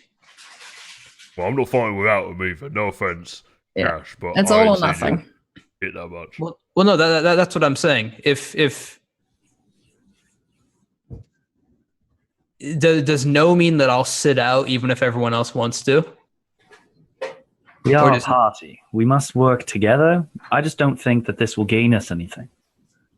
Money, Trying money, to money, lay- money. We're Cash trying money. to lay though. low. We're trying to get information. We're not trying to make a spectacle. We're not trying to make millions here. We're just trying to get our crap and get out. Rakdos love spectacle. Also, it's too late to lie low. We just we Yeah, the just told Rakdos them- also like to fight dirty. What's to say that this isn't part of the contract anymore? That's true, but will she still be forthcoming with her information if we don't do it? Well, I That's also made true. sure that she has a contractual obligation. All right, what are we doing? I want to You hit stuff. guys hear a voice call out from the crowd again. Get rid of them! They're shite! And at that point, it's close enough to the large giant who just suddenly swings his mace and he just smashes it straight into the face of this Vise Oh shield. my god! Just explodes in welter of blood and gore and That was our scales. number one fan. Oh, wow. I don't usually say this to a member of the Rakdos, but cheers, mate. Appreciate it. I will definitely fight if everyone else wants to, but I don't think it's necessary. I'll fight. Come now, we need a decision quickly. The crowd grows restless. Well, Come on, Delora, live a little bit. or Let's die give him a lot. show. Or If die I a wanted little to bit. live, I wouldn't be fighting. I will play a song on my lute if you do this. Well, that would make me want to die anyway, so I'll say yes. I was like, Wow. how is that incentive? You said you wanted to hear one earlier, and I said no. You know what? Now I just feel bullied. But Sounds fine. like a pretty good deal. Come on. Look, I just want to get paid from these people. It's a good chance to like actually take some money out of the pockets of these people. And Reg and Aseris say they're bad people, so I take their word for it. I'm pretty much up for killing any member of Rakdos. So. But And we they're got to gonna pay vote, us right? for We got to vote on it. On the count of 3, everyone put your hands up. Who wants to fight? And I'll count to 3. Who puts their hands up? Right. Say who puts their hands up. Me. I do. I do. I do. I'll put both hands up. Fine. I walk away. Right. You walk away. Let's Tor. go. I begrudgingly just like Talora, I don't see your hand up. Thank you. Thank you for respecting the system. What about you, Razix? I begrudgingly raise very slowly. And he's in. All right. Razix, I knew you were a man of good taste. I'll turn around to Zella and be like, right, go on. I look at them. I look at Cosh specifically, and I'm like, if I die, I'm coming back to haunt you. Just so you know. Okay. Now, everyone calm down. I need to make an addendum. I pull out the contract and just make an addendum that there's an additional gold incentive here going on, and everyone has agreed to it. I hand it over to Blood Witch Lady. she looks down at it and she quickly scrawls on an additional signature, but says, now if you would all take your places, please. Right. Which Back one, up against the wall. which one of the giants are we fighting? By the one behind me. Right, And okay, you can- I'll go over here then. all right, you guys want? Well, you guys can start. You can move yourselves wherever you want to, I guess. And I'll just shift all these corpses off to the side, just to. Just shovel them out the way. Yeah, they got some people for that probably. Okay. So, at this point, the large giant just kind of starts rumbling forward, and you can see From. I he want to get is away from him. massive. Run. Like it almost looks like the stone Garo, get out of cracks there. and breaks apart as he steps forward before he just kind of grabs this mace. Sorry. And let's re-roll initiative. Right. So I'm just going to delete everyone, and then I'll roll again. What have we done? So Yeah, I would questionable. say, I swear to God. So I would think I would say more than a minute's passed. So as Aries, you wouldn't be raging anymore. How long does spiritual weapon last for Justin? I was trying to figure out how to get it off the screen, and I don't know how. I'll just delete it. There you go. All right, cool. I would like to rage again. Okay. Craig, I would Yes. like. I Nope. rolled a natural 20 Nice. Very because I'm nice. pissed. Freaking hell. I'd like to. I would like to rage, please. I'd like to invoke my spores before combat, if possible. Okay. Well, I've got some bad news. Regu also rolled a natural 20. Oh, I didn't actually. I rolled a 19, but it goes up to 22. Not you. The Oh, large. Reg. Hang about, The is he big called boy. Reg? Just as a heads Right, up, I'll get unless, advantage on all attacks against him because he's nicked my bloody name. unless we're house ruling, natural Not 20 true. doesn't do anything for initiative. Yeah. It's still just a number. That is Okay. true.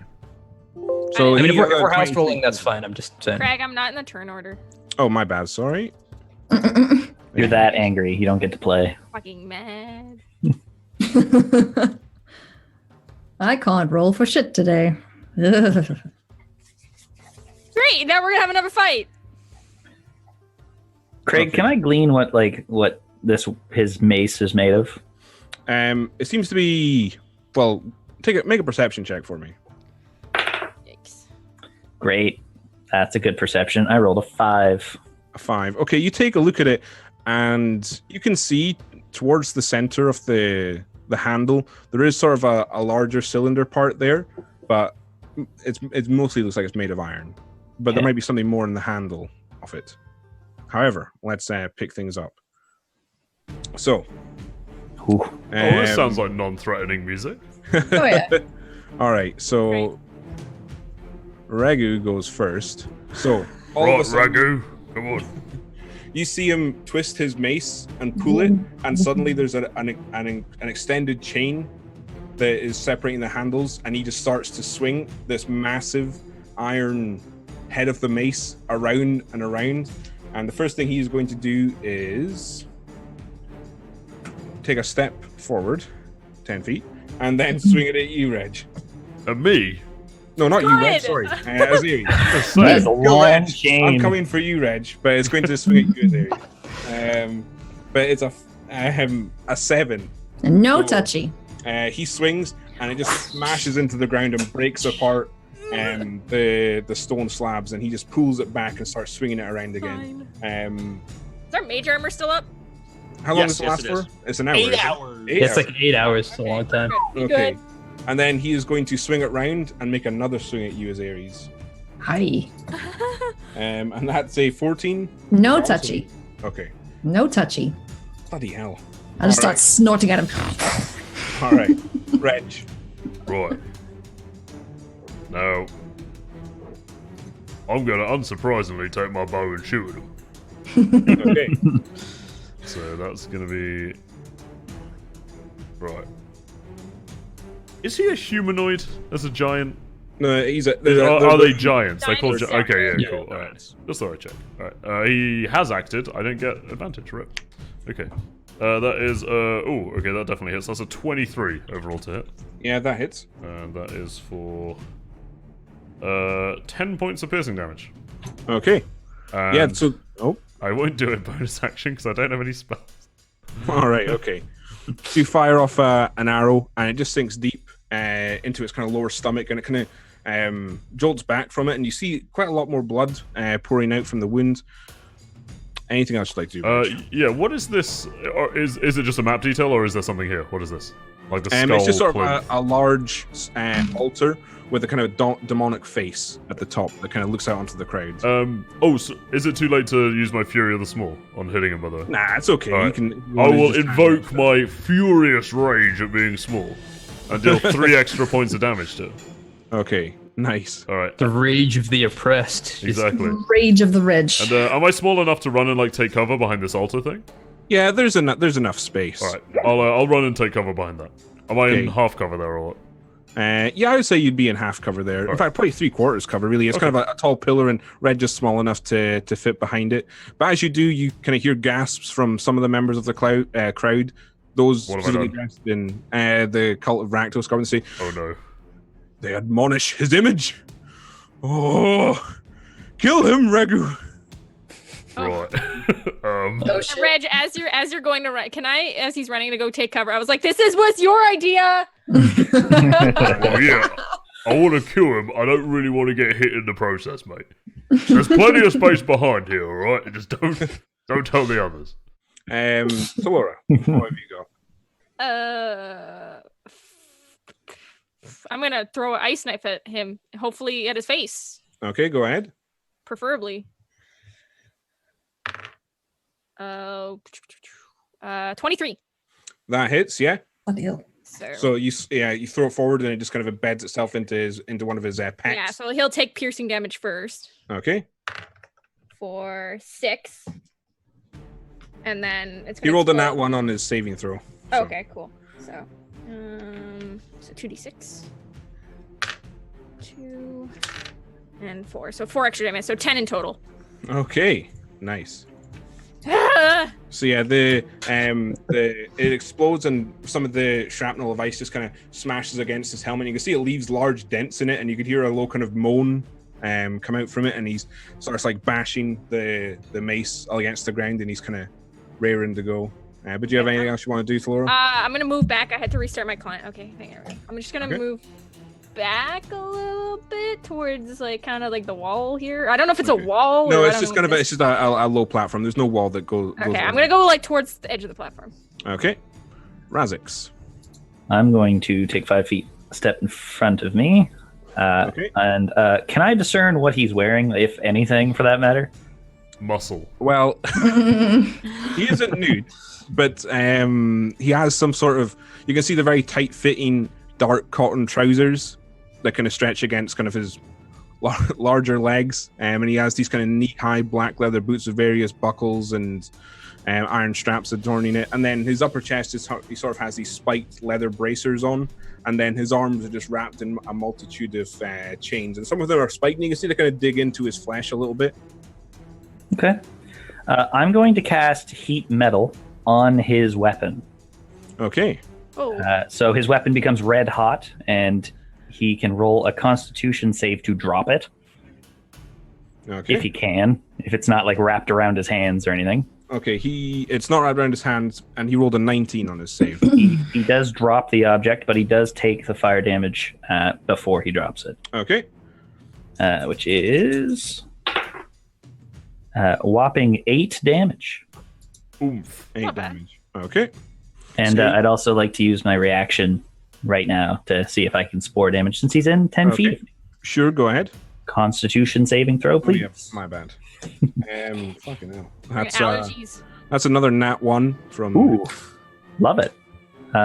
So Well, your damage. max damage, 8 damage of spore damage. That's a D8. It's 2d4 when I've awoken my spores. Ooh, Oh, wow. angry spores. Okay. Yeah. Nice. All right. So you watch as these spores just kind of. Well, you can see them, Razix, but you can see these spores kind of filter into his helmet, and he kind of starts choking and gasping, and he just rips the helmet off, and you can see his sort of disfigured face. His nose is pretty much missing, and you can see this gaping red wound, and his jaw is kind of cracked and broken and hanging down, and he looks what you would imagine pretty beaten up for one of these things. Like, he does not look the healthiest comparatively, and his sort of beady little eyes could just kind of fix on you. Uh-oh. Anything else you'd like to do, Razix? No, that is it. All right. Vicari. All right, I will raise up my staff, and as the sunlight glows, I cast a bane taught to me by the late great Daru Okay. upon this giant. He must make a charisma saving throw. That's a 5. I was gonna say, He something failed. tells me he's not charismatic. He fails. Okay, so he is baned, is he? Yes. Okay. Where's the eye? Cursed with the minus D4. I cannot see the eye. We'll give him the grenade of bane. All right. Anything else? No, I think I am in a fine spot. Okay. Cosh. I'm gonna go ahead and back up, and as I do, I'm gonna turn to Mr. Nibbles and give him a Mr. Nibbles and give him a nod, and I keep backing up, and then I will go ahead and shoot at him with the Okay. gauntlet. That's a natural 20. Oh my All goodness. All right. Okay. Ooh, lordy. Bye. I'm not gonna get to hit this guy. Why not? 16 points of damage as I kind of just spin around. I'll do the thing again where I take a knee and fire it under the arm and shoot this guy. Aiming right for that broken jaw of his. All right. Okay. So yeah, your blast just fires out the gauntlet and smashes right into the bottom of his face, and all of a sudden his entire head just explodes, and you are all just showered with blood and gore. And just silence from the I'm really crowd. far away. Okay, so Talora, I probably read you're in half cover. I'm probably Cosh, but probably everyone else. I end up taking the brunt of it for Talora, and then and you can just hear silence from the crowd as his body he falls to his knees and then slumps forward. And then all of a sudden the room just erupts in cheering, and people are just going even crazier than they were before. Someone starts like swinging from the metal cages up above, and people are like cheering and yelling, and you can see Zella off to the side is kind of nodding and quietly clapping to herself, and she just kind of steps into the ring and says, "Well, that was surprising. The Society of Courage, you say? We'll have to bring you back next week. Quite the performance. No. For a nominal fee. Well, I guess I need to uphold my end of the bargain. Please Why don't do. you all follow me?" We And follow she- her. Okay, so she starts to lead you all off into the same back room, and as she does, she kind of looks towards the Minotaur bartender, and she kind of clicks her fingers and gestures at the back, all of you, and he kind of nods back to her, and she kind of leads you back into her back room. So she kind of takes her seat back on the couch and kind of leans back into it and says, "Well, I must say, I am impressed. Very impressed.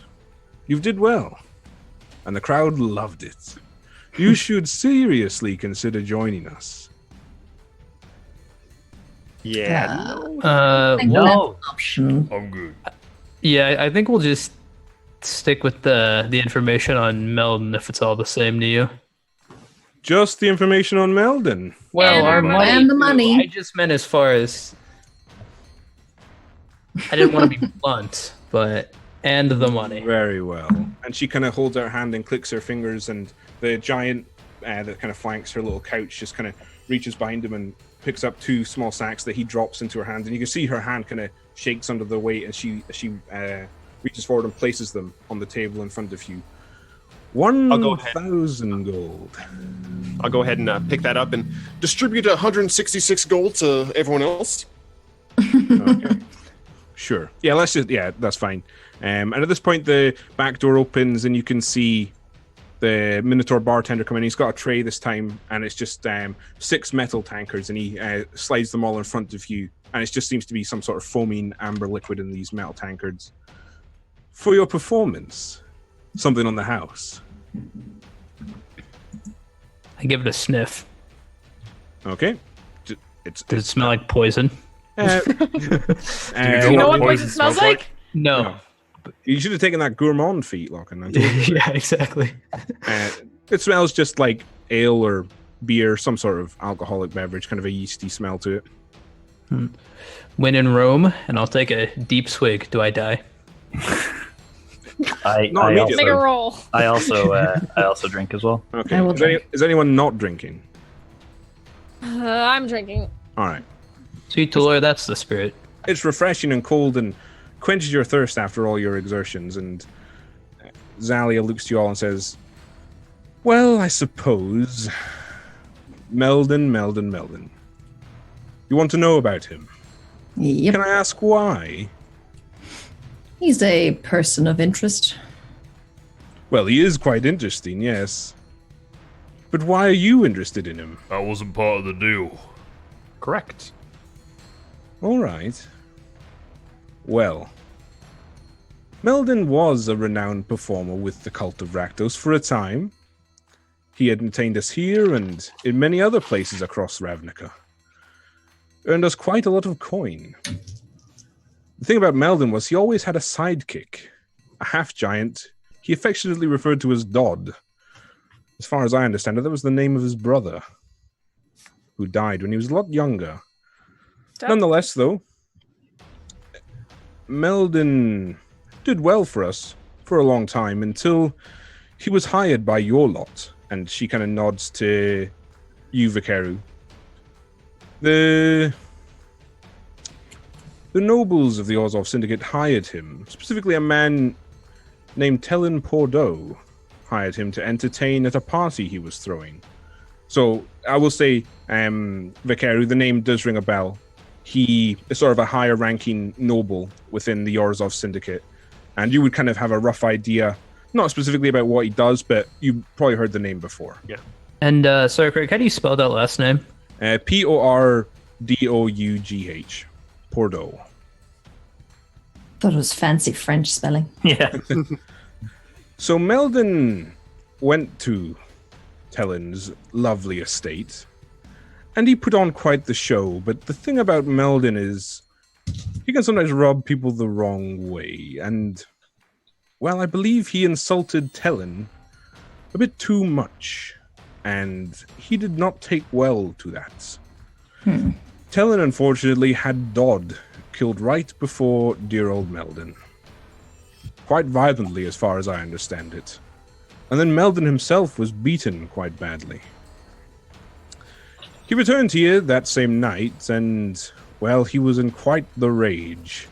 He wanted us to assemble and attack, but, well, it was a bit too personal for my taste. I told Meldon to get over it, find another sidekick, and take to the stage once more, but he took it too personally, I'm afraid, and he left. And that was about a month or so ago.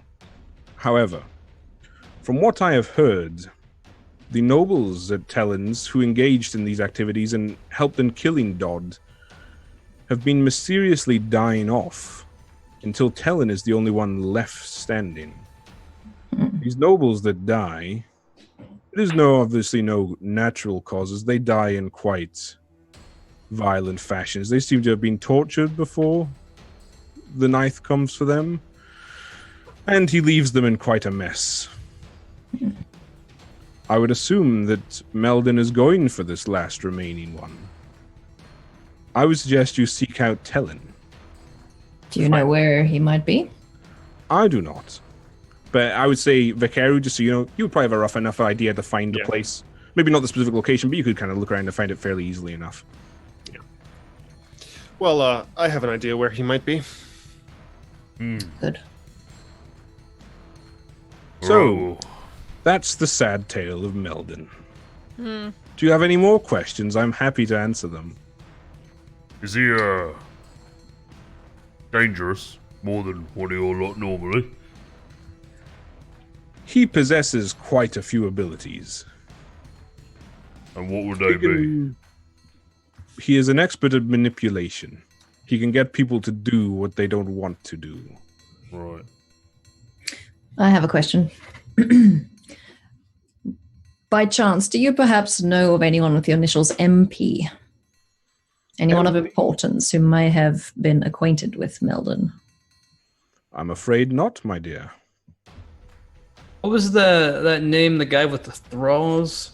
Anyone remember? I think I have it written down. Let me check my notebook of power. Something with a D? Yorman. Yorman. Yorman. Something with a Y. The name Yorman, the name Yorman ring any bells? No. Who is he? Another POI. Just So what exactly are you planning to do with dear old Meldon? I wasn't in the deal either, mate. Very well. Well, if we have what we've come here for. I think so. do we have our money? We have our money. Yeah. Okay. I trust Vikaru anytime money's involved. In that case, I guess we have what we need, and we can get out of your hair. Yeah, we respect you holding up your end of the deal, but respectfully, we'd like to leave and hopefully not have to come back. I would love to see you again, my darlings. We can come to some more terms if you'd like, a weekly performance or bi-weekly. The crowd loved you. We'll don't think think about that's gonna it. be Yeah, happening. maybe we'll think about it. You know. I'm gonna The stand al- up and start to leave. Okay. I'll I'm follow following. Ridge. Always stands. And I assume you're all just walking out. Yeah. Go ahead and leave. Okay. Pleasure doing business with you. Okay, so you guys leave the room and you're back into kind of the main area of the club, and things are not winding down. There's just a lot more people passed out on the floor this time. There's nothing on the stage at the moment. The bar staff seem to be slowing down a little bit as it gets a little bit later, and people are basically drunk themselves into oblivion. So, what would you like to do? Well, that was a fun night and all, but I'm tired. Maybe we call it a night. I'm pissed off. Let's go home. I think Mr. Nibbles is a bit singed, so he might want to rest. I agree. Okay, so you guys leaving the Rakdos club? Yes. Yeah. Yeah. Is your dog able to walk, Reg? Oh, he's fine, don't worry. Okay.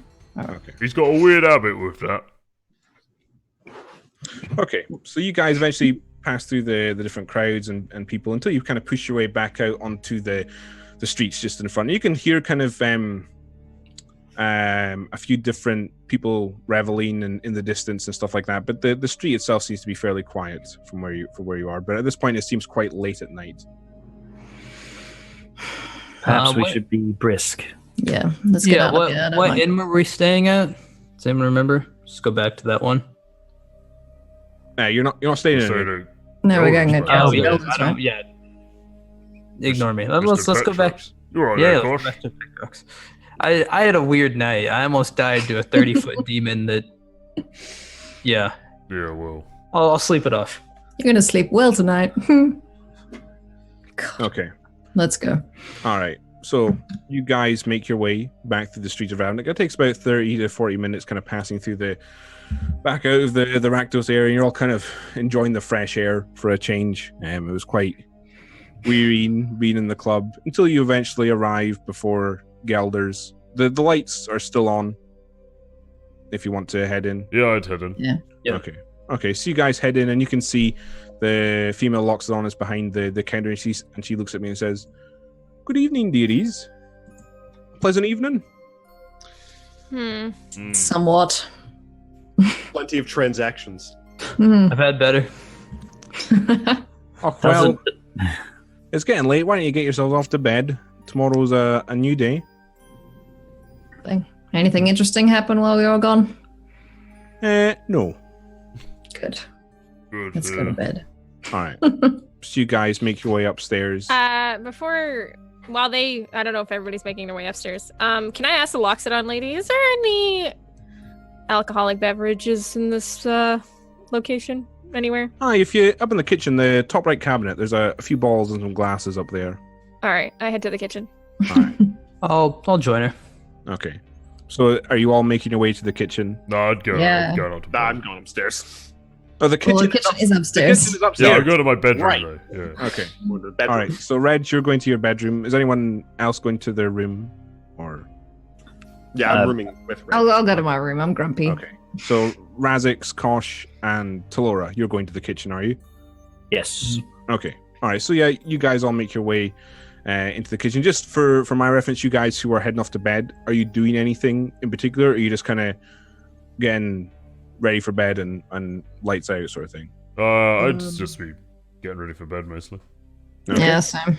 Okay. All right. So, What I do. you guys in the kitchen. Yeah, you open the cabinet and you see there's two kind of large glass bottles. One with kind of an amber liquid in it and one with a clearer liquid in it. And there's a few glasses in front of it. I grab the glasses and I grab enough for each of us. I put it on the table and I pour on all three.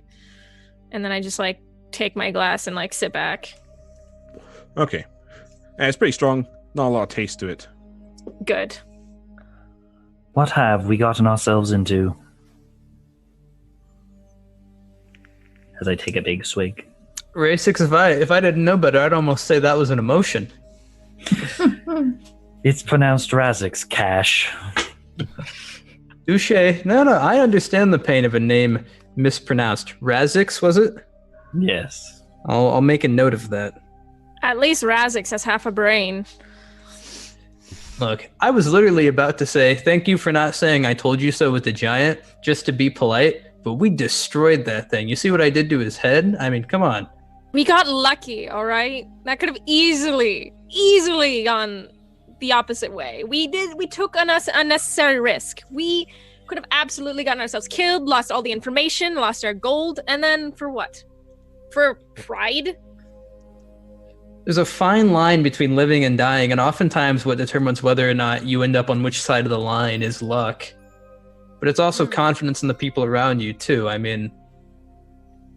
I'm not so confident we can make good decisions right now. I don't know. I am elbows deep. I'm chugging it back. Like, Okay. Yeah, I'll have a decent amount. Sure.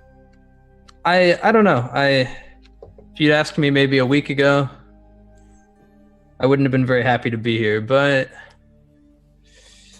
I don't know. Things are working out. You know, Embert used to always tell me to trust my instincts, and I never really knew what he meant, but I'm starting to get a feel for what he was talking about. oh, you mean how you went into the back room and almost got killed by a big, Well, really scary guy? My instincts were telling me not to do that, and I didn't listen to him. That was maybe pride. So, I don't know. Maybe I'm not saying this group is wrong. It's just that, you know, there's more on the line here than what meets Look, the eye, and for us we're to take we're reckless. Sure, I'll give you that. Mm. But we get results. We do what we have to do. I mean, if we weren't a little reckless, we would never find anything. Perhaps also subtlety find- isn't our best option. Yeah, we could also find our heads off our bodies as well. I don't know. You know, Talara, you lack confidence in your own abilities and your teammates. Not all of us have been grown up ready to trust people. At this point, I finish my drink and head to bed. Okay, Razak, just out of curiosity, which room are you going into? Because, Oh yeah. Last Like time I bugging stayed situation. with a Ceres. Yes. Yeah, but her bed, I I did tell him that was Talora's bed. So. I will actually shout to him as he's leaving up. You can have my room if you want it Much obliged. for tonight. It's not permanent. What? And then I walk away. Don't cycle of life, my bed. Yeah, so I get out of my armor and head off to bed. Sure thing.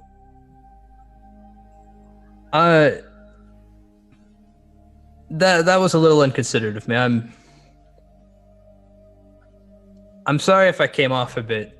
I don't know what you went through or anything like that, but I do think you lack confidence in yourself and all of us. I mean, don't get me wrong, we're careless, but we're not completely idiots. I kind of look at him like, There's a fine line between stupidity and genius. mhm, That's practically Izzet's motto. mhm. It's fine. We'll figure it out. I put down Yeah. my glass and leave. I'll kind of say to Tora, she's starting to leave. Tora. I have something to attend to tomorrow. It's important. I wouldn't leave if it wasn't. Just, give everyone else my assurances I'll be back no later than the next day. Sounds good. I can do that. Have fun. I won't. And then I will stay up all night, taking a point of exhaustion if need be, to finish that music box, Greg.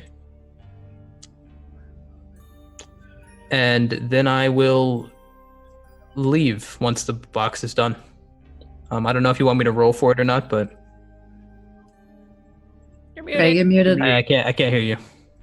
My bad. We'll do that off stream if it's all right. Yeah, sure. Save time. So yeah, as you kind of put it together, the sun starts to rise and you kind of head out early in the morning, and that's where we'll end it for tonight. All right. Ooh, survive the Rakdos Club. Just eh? about. Nobody died. Yeah. Well, I think Merchant's dog kind of died. No, he didn't die. No, he's fine. Oh, He got knocked down. Yeah, because we just heal him. We're He's all good. fine. Yeah. He's good. He's a resilient boy. He'll be all right. Good boy. Where is he sleeping? He was on your bed. Yeah. Or he's a big boy though. Yeah. mean- I'm small Yeah, though. It's fine. Reg is a little Reg bit. is a little, or yeah, Reg is a little boy. It'll be fine. All right. Lovely. All right. All right, so yeah, that's where we'll end it, everyone. So thanks very much for tuning in. If you tuned in late, you'll be able to watch the rest of this tomorrow on YouTube when it's uploaded. But that's it. Hope you have a lovely Christmas if you celebrate it. If not, have a lovely holiday season, and we'll see you all next week. So, bye everyone. Bye.